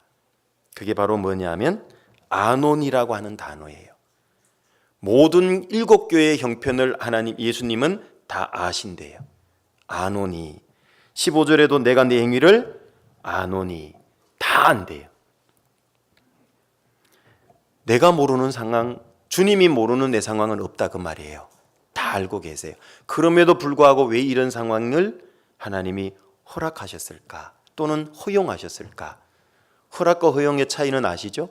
허락은 하나님의 의도성이 개입된 거고 허용은 고집 부리면 그냥 그렇게 해봐 하고 냅둔 겁니다. 그건. 둘 다 어떤 교훈을 위한 것은 공통점인 겁니다. 어떤 걸 깨닫게 하려고 그렇게 하십니다. 여기 라우디게아 교회는 미지근해진 교회예요. 그것도 하나님은 예수님은 아세요. 왜 이렇게 미지근했는지 정확히 분석을 해주고 계시죠? 알고 있기 때문에 원인을 정확히 분석해 준 겁니다. 왜 라우디게아 교회는 이렇게 미지근해졌을까? 근본적인 이유가 뭘까요? 얼른 읽어보면 17절에 보니까요. 라우디게아 교회 사람들은 말하기를 자기는 부자예요. 실질적으로 부자예요. 안약 산업이 많이 발달했거든요. 라우디게아 지방은 많이 발달돼 있어요. 돈이 많이 돌았던 부자죠. 그러다 보니까 교회에 헌금도 많이 들어오고 교회가 부유해진 겁니다. 교회가 부유한 거예요. 부자라 부유하여 부족한 게 없어요. 물질적으로 넘쳐나는 교회예요. 그런데 정작 영적으로는 공고하고 가련하고 가난하고 눈멀고 벌거벗었대요. 영적으로는 그렇게 됐어요. 교회가 물질 쪽으로 빠지면 그 교회는 이렇게 된다는 얘기예요. 그러면 이게 근본적인 이유일까요? 어떻게 생각하세요? 이게 근본적인 이유일까요? 아닙니다. 이건 결과적인 거예요. 근본적인 이유는 따로 있었다라는 겁니다. 그들이 미진하게 된 것은 돈 많이 들어와서 그렇게 된 건 사실 근본적인 이유가 아니에요. 그건 사실 결과적인 부분이라고 볼 수 있어요. 그럼 근본적인 이유가 뭘까요? 답이 20절에 나옵니다. 20절. 볼지어다 내가 문 밖에 서서 두드리노니 누구든지 내 음성을 듣고 문을 열면 내가 그에게로 들어가 그로 더불어 먹고 그는 나로 더불어 먹으리라. 이게 근본적인 이유예요. 라우디게아 교회 성도들 마음속에는, 라우디게아 교회 속에는 주님이 안 계세요. 주님은 어디 계시죠? 문 밖에 쫓겨나 계세요. 20세기 최대의 비극이라는 그림 제목이 있었습니다. 그 그림이 어떤 그림이었냐면 교회당이 너무 멋있게 그려져 있고 그 속에 사람이 빠글빠글 들어있어요. 그런데 예수님은 교회당 담장 밖에 웅크리고 앉아 계셨어요. 그게 20세기 최대 비극이랍니다. 참 너무 기가 막히게 잘 그린 그림이에요. 이 라우디게아 교회는 7교회 중에 마지막 교회죠. 예수님 시대부터 초대교회부터요, 예루살렘 교회부터 우리 시대를 크게 7등분으로 나누어 봐요. 교회 시대를. 이 순서대로 7교회가 7시대를 예표하고 있다는 거 아십니까? 이 라우디게아 교회는 마지막 교회 시대를 보여주는 겁니다. 우리 시대 교회가 그 어떤 시대보다도 물질적으로 가장 부유합니다. 신앙적인 핍박 가장 적습니다. 그러다 보니까 신앙의 긴장감도 잃어버리고 복음의 중요성도 자리를 잃어버리고 복음을 전하는 그런 시간들이 거의 사라져가고 있는 겁니다. 라우디게아 교회와 같은 시대가 우리 시대의 교회예요. 우리가 조심해야 될 게 뭡니까? 잘못하면 내가 라우디게아 교회 성도처럼 될 수 있어요. 마지막 시대 교회의 모습이거든요. 같은 한 시대에도 7교회의 모습이 다 드러났지만 역사적으로 봤을 때 일곱 교회 시대가 흘러간다라는 걸 중복해서 중의적으로 보여주는 예언인 겁니다.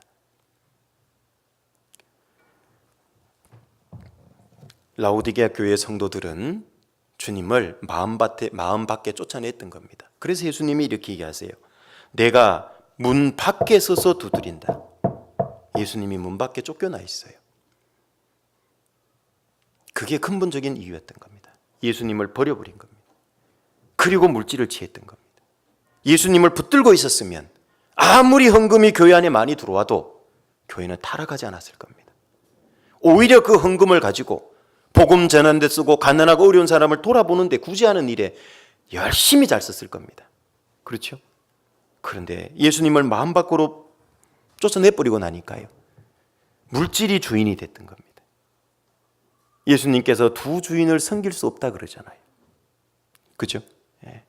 한쪽은 주님이고 한쪽은 재물이라 그랬어요. 그런데 라오디게아 교회가 딱 그렇게 된 거예요. 주님을 주님으로서 섬기지 않고 버려버리고 물질 재물이 주인이 됐던 거예요. 세상적인 만족 부요에 도취됐던 겁니다. 잠시의 주님이 가지고 올 영광은 잊어버린 거예요.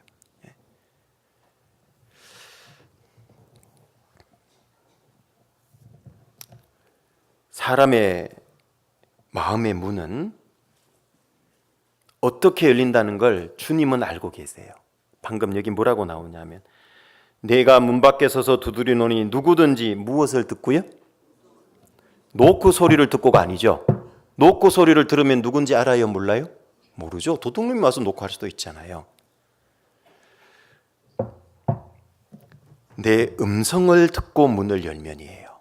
이 문이 마음 문을 가리키는 겁니다. 내 음성을 듣고 문을 열어요. 사람의 마음 문은 무엇으로 열 수 있다는 걸 주님이 설명해 준 겁니다. 알고 계신다는 거죠. 주님의 하나님의 말씀으로만 사람 마음이 진짜 열려요. 그래서 구원받은 겁니다. 우리가 구원받은 이후에도 마찬가지입니다. 죄성으로 세상 것으로 마음이 굳어져 있고 죄에 물들어서 묻어져 있을 수 있지만 그럼에도 불구하고 그 문을 열 수 있는 건 말씀이에요. 누구든지 내 음성을 듣고 문을 열면 주님은 어떤 준비가 되어 있으시다는 뜻이죠? 내가 그에게로 들어가고 그로 더불어 나는 먹고 그는 나로 더불어 먹으리라. 둘이 하나가 되는 거예요. 교제가 시작된다는 겁니다. 어떨 때 되죠? 문 열어야 됩니다. 우리가 주일날 수요일마다 많은 설교를 듣습니다. 조모임 구역 모임마다 많은 설교를 듣습니다. 주님이 문 밖에서 두드리는 음성입니다. 문 좀 열어주면 안 되겠니? 그 마음 좀 내려놓고 나 좀 받아들이면 안 되겠냐고 주님이 계속 두드리고 있는 겁니다. 이 시간도 두드리고 계시는 겁니다. 주님의 음성이 기록된 것이 말씀이잖아요. 음성이 문자로 기록된 게 말씀이잖아요. 주님의 말씀이 내 속에서 역사하면 하실수록 우리의 마음은 주님을 향해 더욱 열립니다. 말씀이 내 속에서 역사하면 하실수록 우리의 마음은 주님을 향해서 마음문이 더 열려요. 주님의 말씀이 내 속에서 역사하면 하실수록 우리 마음속에 주님의 형상이 선명하게 이루어져요. 말씀이 내 속에서 역사하실수록 우리 마음에 주님의 형상이 선명하게 이루어집니다. 주님이 흐릿해지고 있다는 것은 마음을 딴 데 줬기 때문에 그래요. 말씀이 내 속에서 역사하시면 하실수록 우리 마음의 보좌에 앉으신 주님의 통치권이 강해지는 겁니다. 나를 완전히 통치하고 다스려 가실 수 있어요. 말씀이 내 속에서 역사 안 하실수록 내 마음의 보좌에 앉아 계신 주님의 통치권은 약화돼요. 내 삶을 다스려 가실 수 없다는 뜻인 겁니다. 말씀이 내 속에서 역사하실수록 내 마음은 더욱 뜨거워집니다. 말씀이 내 속에 역사 안 할수록 마음은 식어지는 겁니다. 왜 그렇죠? 주님이 말씀으로 내 속에 들어왔거든요. 요한복음 1장 1절 암송하시죠? 태초에 말씀이 계시니라. 이 말씀이 하나님과 함께 계시니 이 말씀은 곧 하나님이시니라. 말씀이 내 속에서 역사하면 할수록 마음 문은 더욱 주님 향해서 열리고 내 속에 주님의 형상이 마음속에 더욱 선명하게 이루어지고 내 마음의 보좌에 주님의 통치권은 더 강해지고 내 마음은 더 뜨거워진다는 얘기예요. 그래서 마음에 이 주님의 음성을 많이 내 마음에다가 들려줘야 돼요. 많이 읽고 묵상하라는 겁니다. 성경을 내 마음판에 새기는 작업이 묵상이에요. 읽고 암송하고 묵상은 되새김질이에요. 그게 마음판에 새겨가는 작업. 그래야 식어진 마음은 뜨거워지는 겁니다. 예레미야 23장으로 가보겠습니다.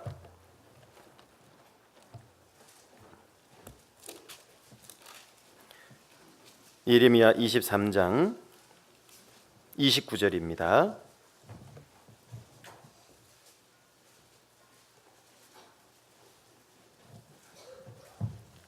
예레미야 23장 29절 같이 29절을 읽어보시겠습니다.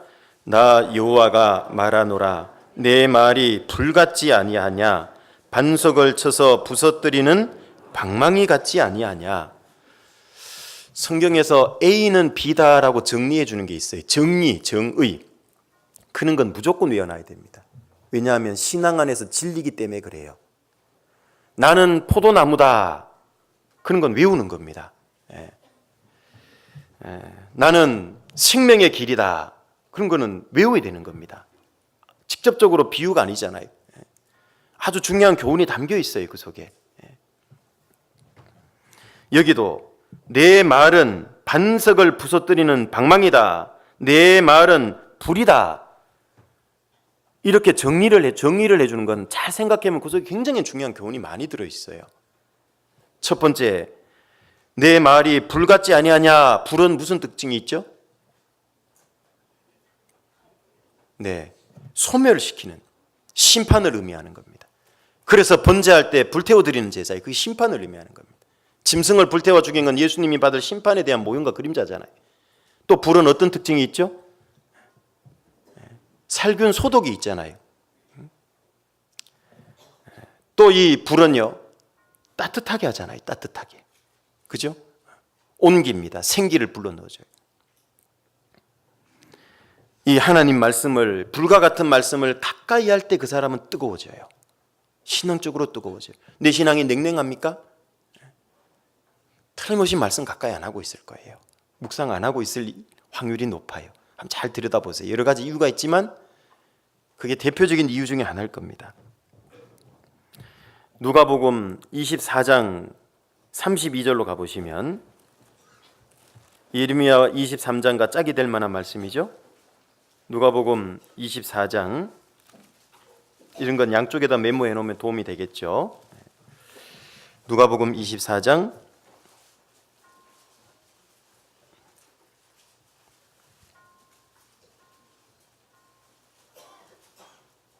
31절부터 33절까지입니다. 31절부터 33절.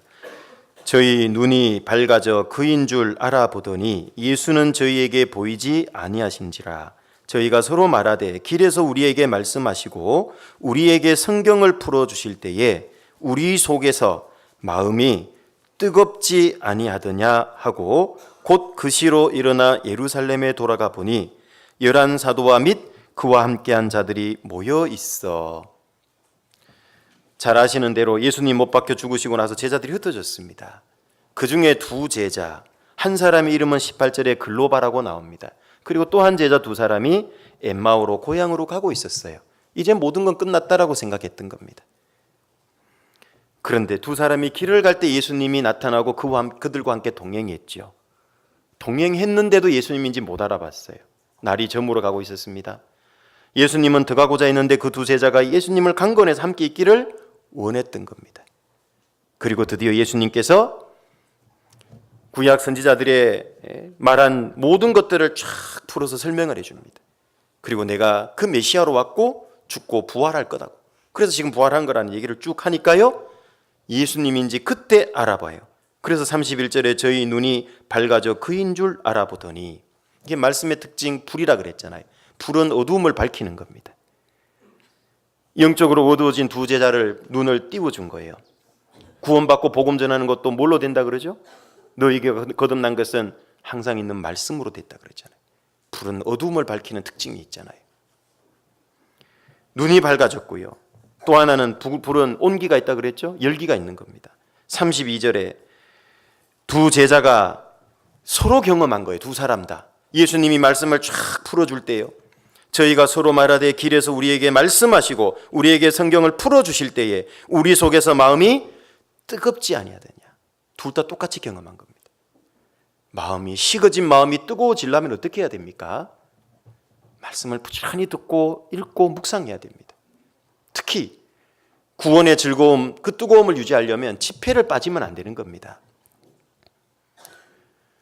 마음에 문제가 생긴 자꾸 세상에 육신에 빠져 있다는 증거 중에 하나가 웬 놈의 집회는 이렇게 자주 돌아와.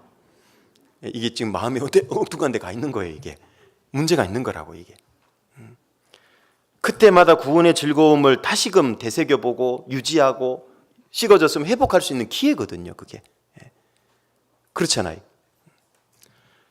너무너무 사랑하는 사람 지금 보고 또 보고 싶고 잠시 후에 또 보고 싶고 내일 또 보고 싶지 않으세요? 그게 정상이잖아요. 그리고 둘이 연애할 때는요, 집에 바래준다고 집 앞까지 데려주면 아니에요. 다시 바래다 줄게요. 또 왔다 갔다 하고 계속 보고 싶은 거예요.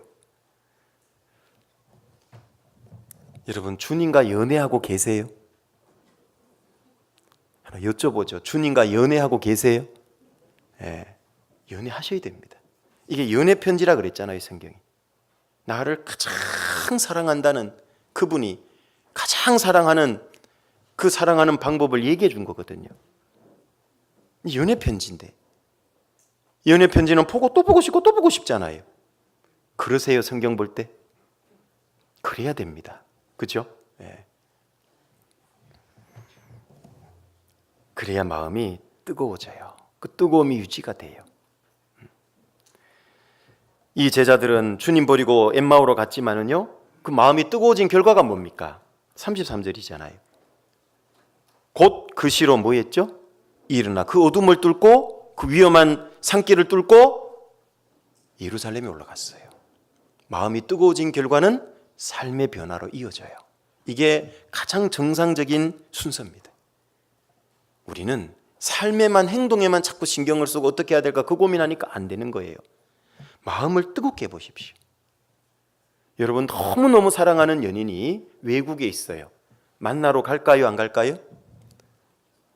시간도 많이 들고 비용도 많이 드는데 너무너무 목숨처럼 사랑하는 여인이 있다면 만나고 싶어요? 안 만나고 싶어요?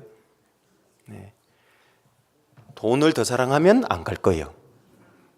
돈보다 그 사람을 더 사랑하면 갈 거예요. 그죠? 네. 그래서 사랑에는 뭐도 없대요? 국경도 없다 그러잖아요. 국경도 넘어갈 수 있는 힘이 사랑의 힘이에요. 가장 큰 국경을 넘어온 분이 있다면 예수님이잖아요.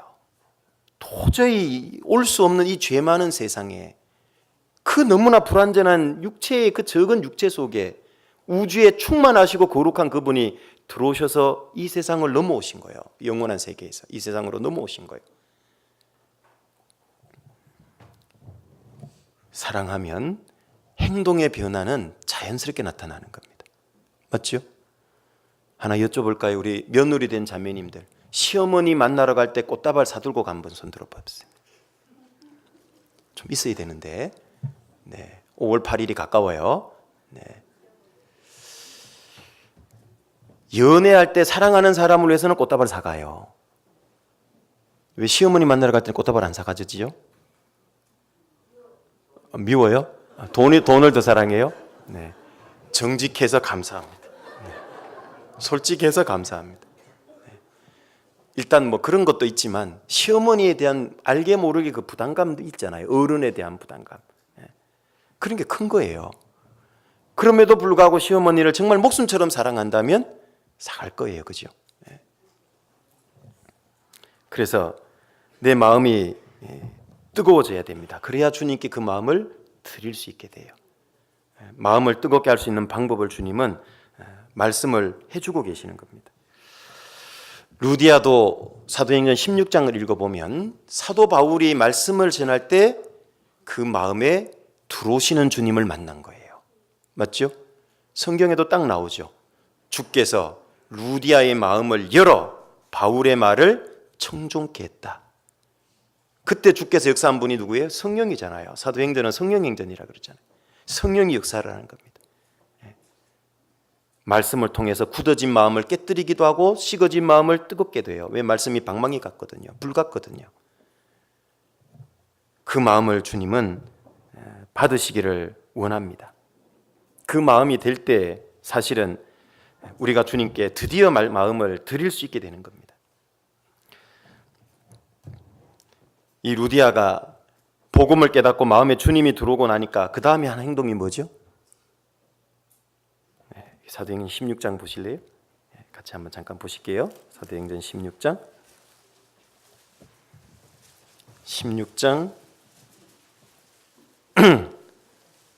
15절입니다. 앞에 14절은 방금 제가 인용한 말씀이고요. 15절 사도행전 16장 15절 저와 그 집이 다 세례를 받고 우리에게 청하여 가로되 만일 나를 주 믿는 자로 알거든 내 집에 들어와 유하라고 강건하여 있게 하니라. 사도 바울 일행을 자기 집에 모셔드렸어요. 루디아가 어떤 여자인지 아시죠? 자주장사입니다. 자주색 옷감을 파는 여자예요. 당시에 자주색 옷감은 일반인들이 못 사 입는 아주 비싼 옷감입니다. 왜? 자주색 염료 자체가 너무 귀한 거거든요. 그래서 주로 귀족이나 왕족이 입었던 옷감이에요. 그걸 팔았다라는 건 뭐예요? 일단 사업이 대단해요. 커요. 고객이 귀족층들이에요. 왕족이에요. 그런 자기 집에 바울 일행을 모셔드린다는 얘기는 어떤 얘기죠? 잘못하면 사업이 망할 수 있는 거예요. 바울은 계속 대적을 받고 있잖아요. 이 말은 자기의 생명, 자기의 가족의 운명, 자기의 사업의 운명까지도 바울이 전하는 복음과 함께 했다는 얘기예요. 말씀이 역사를 하니까 마음에 그 식어져 있던 루디아의 마음이 뜨거워지고요. 그 바울 일행을 기꺼이 모셔다 드린 겁니다. 몇 명 정도 됐을까요? 바울이 있죠? 실라가 있죠? 디모데도 함께 많이 다녔죠? 이 사도행전을 기록한 사도행전 16장부터 누가가 함께 했다고 나오거든요. 최소한 장정이 한 4명 이상 5명 이상 될 거예요. 자매님들 한번 생각해 보세요. 오늘 갑자기 우리 봉사 형제님 4명 5명이 우리 집에 같이 살겠대요. 아멘 될까요? 쉽지 않죠. 그런데 그걸 자원해서 했어요. 루디아는 마음속에 들어온 말씀이 루디아를 바꿔버린 겁니다. 뜨거워진 겁니다. 자기의 모든 운명을 걸어버린 거예요.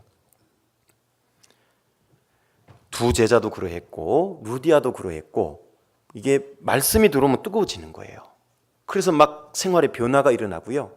뜨거워지면 지난주에는 말씀드렸죠. 예? 돼지국밥 식으면 묵처럼 되죠. 느끼하다 그랬죠. 거기에 열이 가해지고 뜨거워지면 개운한 맛을 내요. 생선찌개도 마찬가지라 그랬죠. 신앙이 뜨거워지면요, 이 잡내가 나는 게 싹 없어져요. 신앙이 열정을 품으면 죄가 점점 사라져요. 육신의 냄새가 점점 사라져요. 뜨거워져야 됩니다. 환경이 어떤 문제가 돼도 아무 문제가 안 돼요. 그 사람. 여러분 사도 바울이 겪었던 복음 전하는 환경을 사도행전 쭉 한번 읽어보세요. 최악의 환경들 아닙니까? 그죠? 맨날 사람들한테 그냥 멸시천대받고 조롱당하고 핍박당하고 막 죽었다가 돌에 맞아서 살아나기도 하고 온몸에 상처투성이고 이 동족 이스라엘에게 더 대적받고 심지어는 형제에게 배반당하기도 하고 얼마나 서글프고 마음 아프고 슬펐을까요? 외적인 환경만 본다면 사도 바울은 우울증 환자가 돼도 정말 심각한 우울증 환자가 돼야 될 거예요. 그런데 바울은 그러지 않았죠.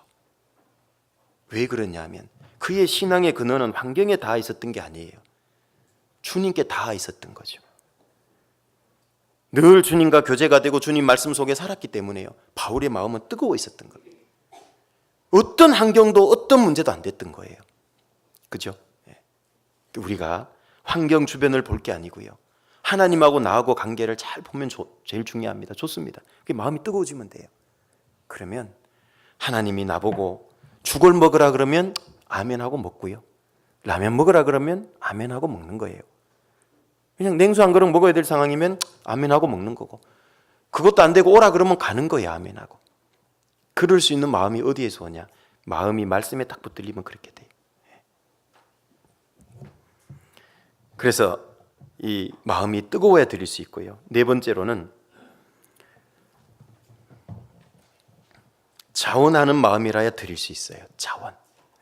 그러니까 뜨거워지면 자연스럽게 이어지는 게 자원이에요. 창세기 18장에 아브라함도 사람 셋이 자기에게 왔어요. 예수님과 천사 둘이잖아요. 자원해서 섬기고 있죠.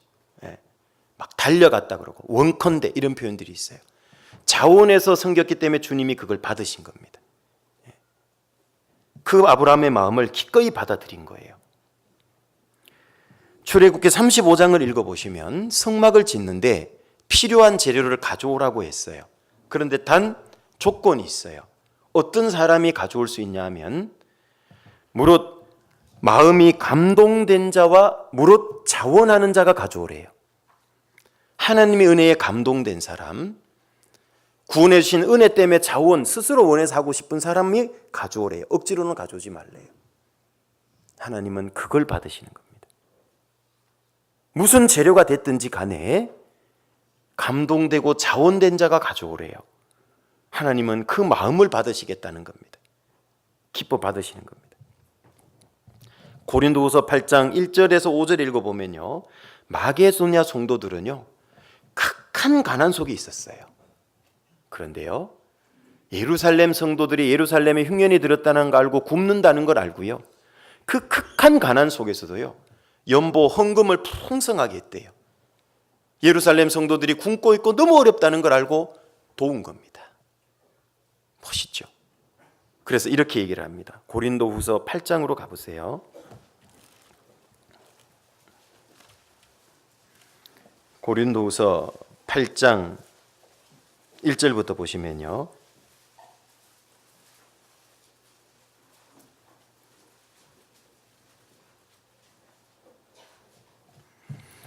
(8장 1절부터) 5절입니다. 형제들아, 하나님께서 마게도냐 교회들에게 주신 은혜를 우리가 너희에게 알게 하노니, 즉 고린도 성도들에게 알려주고 싶다 그 말이에요.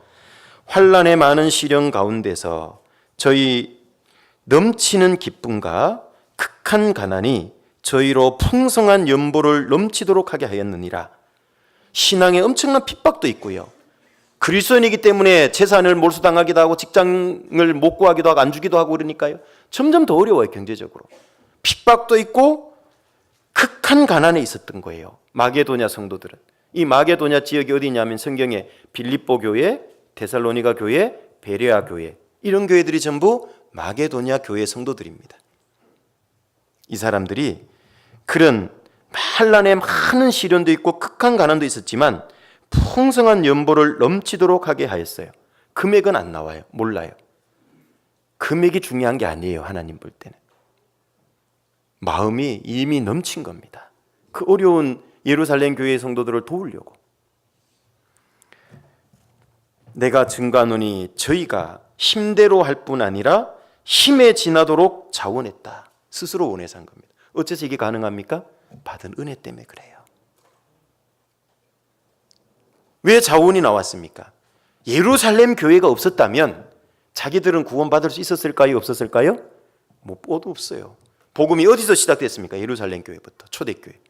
거기서부터 복음이 안디옥 교회로 전해지고, 거기서 바울과 실라, 바나바 같은 선교사들이 나와서 복음을 자기들한테까지 전한 거잖아요. 가장 출발이 예루살렘 교회인데 그 예루살렘 교회가 없다면 자기들은 구원 못 받는 거예요. 그래서 그 예루살렘 교회가 어렵고 힘들다는 얘기를 듣고 돕는 거예요.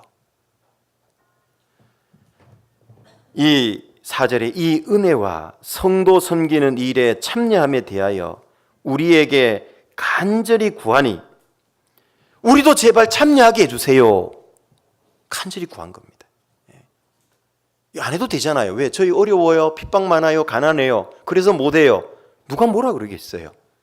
충분히 그럴 수도 있잖아요. 그런데 그게 아니고요, 이 예루살렘 교회 성도를 돌아보는 일에 참여함에 대하여 우리에게 간절히 구했다.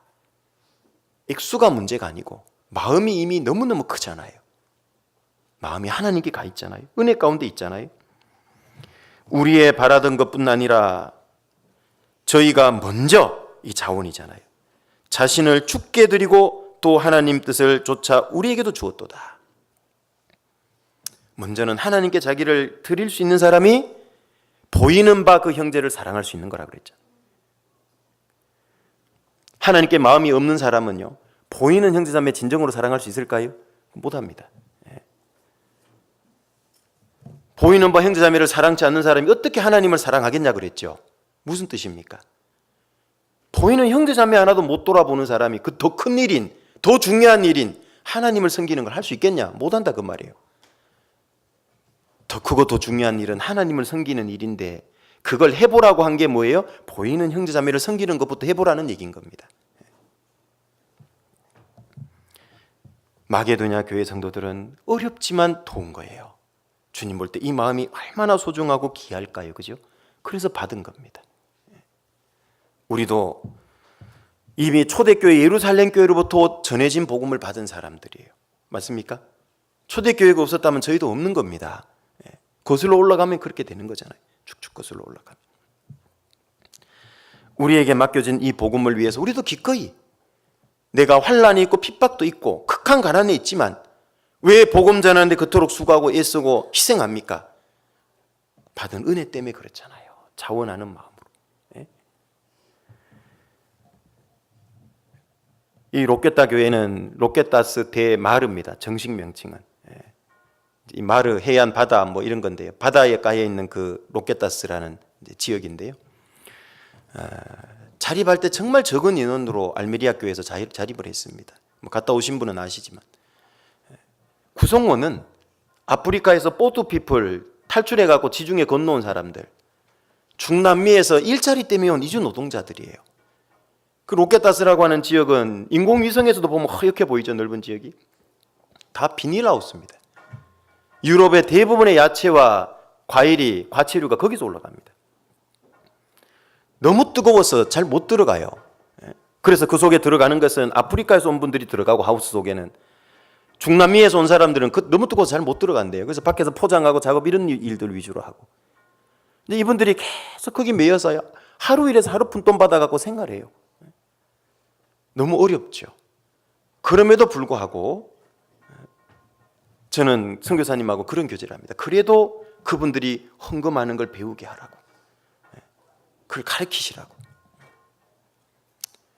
그래 봐야 얼마 안 됩니다. 하루 조금 받아와갖고 그거 갖고 먹고 사는 거예요. 하루하루. 근데 그런 교회를 우리에게 맡겨준 건 저희는 은혜라고 생각을 해요. 왜? 저희가 복음의 역사에 더 크게 동참할 수 있는 기회를 얻은 거잖아요. 양주교회도 여유가 있고 뭐 편한 건 아니잖아요. 물질적으로 다 어렵잖아요. 그럼에도 불구하고, 그러나 마게도냐 교회만큼 어렵겠냐 그 말이에요. 우리가 그렇게 환난에 많은 시련이 있냐고요. 극한 가난 한 끼를 걱정해야 될 정도냐고요. 아니잖아요. 그죠? 그래도 도울 수 있잖아요. 최근에 이 로켓다 교회에서요, 교회당 가보신 분은 알지만 그냥 조그만한 공간 하나 가지고 그 안에서 모든 걸 다 해결을 했어요. 그래서 도저히 안 돼서 이제 식구도 이제 조금씩 늘고 있고 전도돼가지고 바늘 칸막이 작업도 하고요. 교회 학교 아이들 공간도 하나 칸막이 대강당을 나눠 갖고 짝지만 하나 만들고, 또 주방 시설이 없었어요. 그 화장실 옆에 작은 공간에서 그냥 준비해온 음식을 나눠 먹는, 언제부터 주방을 넣었으면 좋겠다고 얘기를 하시더라고. 그래서 최근에 이제 주방 공사를 했어요. 그래서 냉장고도 이제 넣었어요. 몇 년 만에. 이제 가스레인지 인덕션도 이제 넣고 싱크대도 이제 넣었어요. 그리고 이제 식구가 늘다 보니까 수양회나 이런 거 가는데 이제 승합차가 필요하게 됐습니다. 그래서 우선은 공사 비용이 한 600 정도 든다 그래가지고요. 뭐 냉장고, 뭐 싱크대, 무슨 렌지, 뭐 이런 것들 있잖아요. 주방 기구들, 뭐 이제 그런 비용하고 칸막이 작업하고 그건 미리 저희가 송금해서 여러분들 세계 선교연금 해주시는 데서 모아가지고 아껴놨다가 보내드렸습니다. 그리고 이제 차를 하는데 이제 승합차를 사야 되는데요. 그거는 이제 만만한 돈이 아닙니다. 약 한 3,900 등록비하고 한 4,000 정도 들죠. 한국도 승합차가 보통 한 3,000 드는데 거기는 이제 유로존이잖아요. 유로화니까 화폐 가치가 이제 한국 돈으로 환산하면 그 정도 되는 겁니다. 근데 감사하게도 어떤 분이 개인적으로 무명으로 2,500만 원을 이미 헌금을 해주셨어요.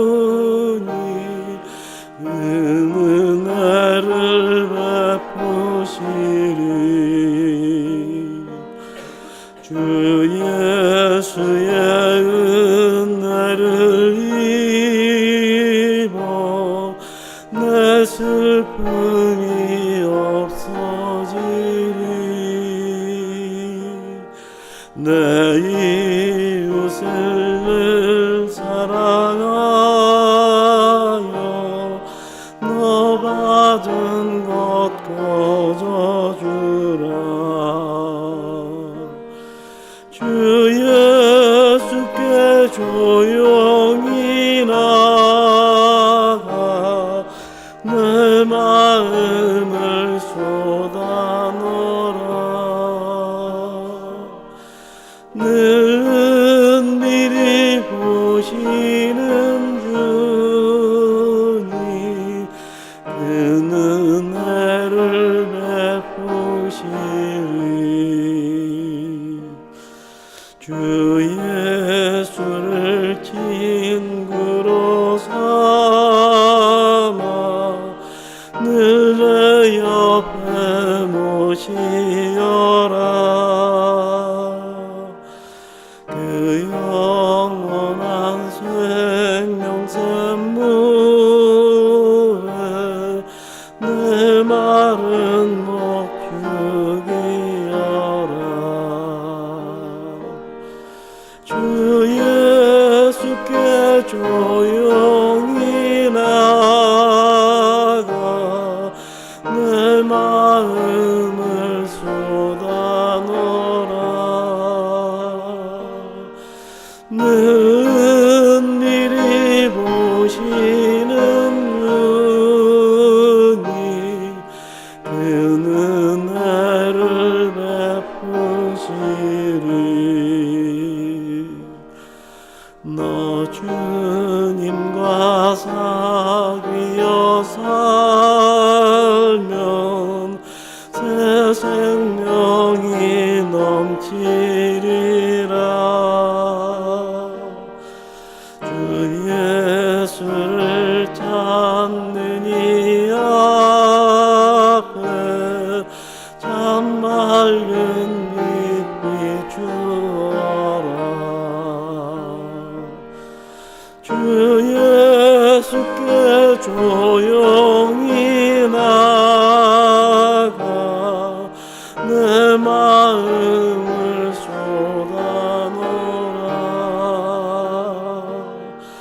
는 미리 보시는 주님 그 은혜를 베푸시리.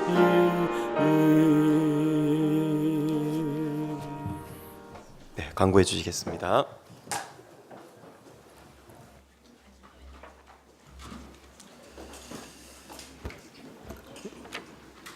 네, 광고 드리겠습니다. 낮전도 집회가 5월 13일부터 한 주간 계획이 되어 있습니다. 그리고 중고등부 주말전도 집회는 5월 24일부터 3일간 계획되어 있습니다.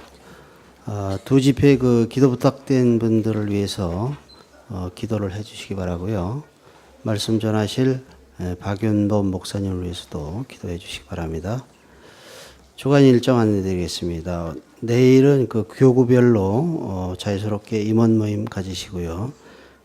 화요일 날은 어머니의 임원 모임과 11구역, 12구역 구역 모임이 있습니다. 교회 소식입니다. 한마음 찬양제가 5월 12일 날 다음 주일 날 이 자리에 있습니다. 리허설은 하루 전인 5월 11일 날 토요일 날 7시 반에 있습니다. 주님께 드리는 그 은혜로운 찬양제가 될 수 있도록 많이 참여를 해 주시기 바랍니다. 초등부 소풍은 5월 18일 날 있습니다. 그리고 그 인터넷을 이용해서 그 위성방송을 시청하고 계신 성도님들께 안내해 드리겠습니다. 기존 KT를 통해서 보시고 계신 분은 재계약을 해 주시면 좋겠고요. SK나 그 U+를 통해서 보시고 계신 분들은 기간이 만료가 되면 KT로 이동을 해 주시면 고맙겠습니다. 그런 소정의 사례비가 있다고 합니다. 선교방송 그 채널은 900번인데요. 우리가 그 전도하는데 많이 활용이 될 수 있으니까 협조해 주시기 바랍니다. 성도 소식입니다. 이상무 형제님이 무릎 인대 수술을 하고 중앙성모병원에 입원을 하고 있고요. 박정준 형제가 장염으로 상계 백비병원에 입원을 하고 있습니다. 쾌유할 수 있도록 기도해 주시기 바랍니다. 오늘 모임 안내해 드리겠습니다. 1시 반에 이삭부 모임 그리고 봉사부서 모임이 있습니다. 전체 임원 모임은 3시 반에 소강당에서 있습니다. 그리고 이제 청소 방법이 바뀌었습니다. 그전에는 그 구역별로 돌아가면서 식사하시고 바로 청소를 했는데 그렇게 안 하고요. 오늘서부터는 각 그 부서별로 부서장님 책임하에 교제가 끝난 후에 정리정돈 마치고 청소하고 드시라는 걸로 그렇게 해주시기 바라고요. 봉사에는 1층 청소해 주시고 어머니에는 2층 그리고 청년회는 그 분리수거장하고 외부 청소를 해 주셨으면 좋겠고요. 그리고 이제 봉사에는 1, 2층에 남자 화장실, 어머니에는 1, 2층에 여자 화장실을 청소해 주시기 바랍니다. 식사 맛있게 하십시오.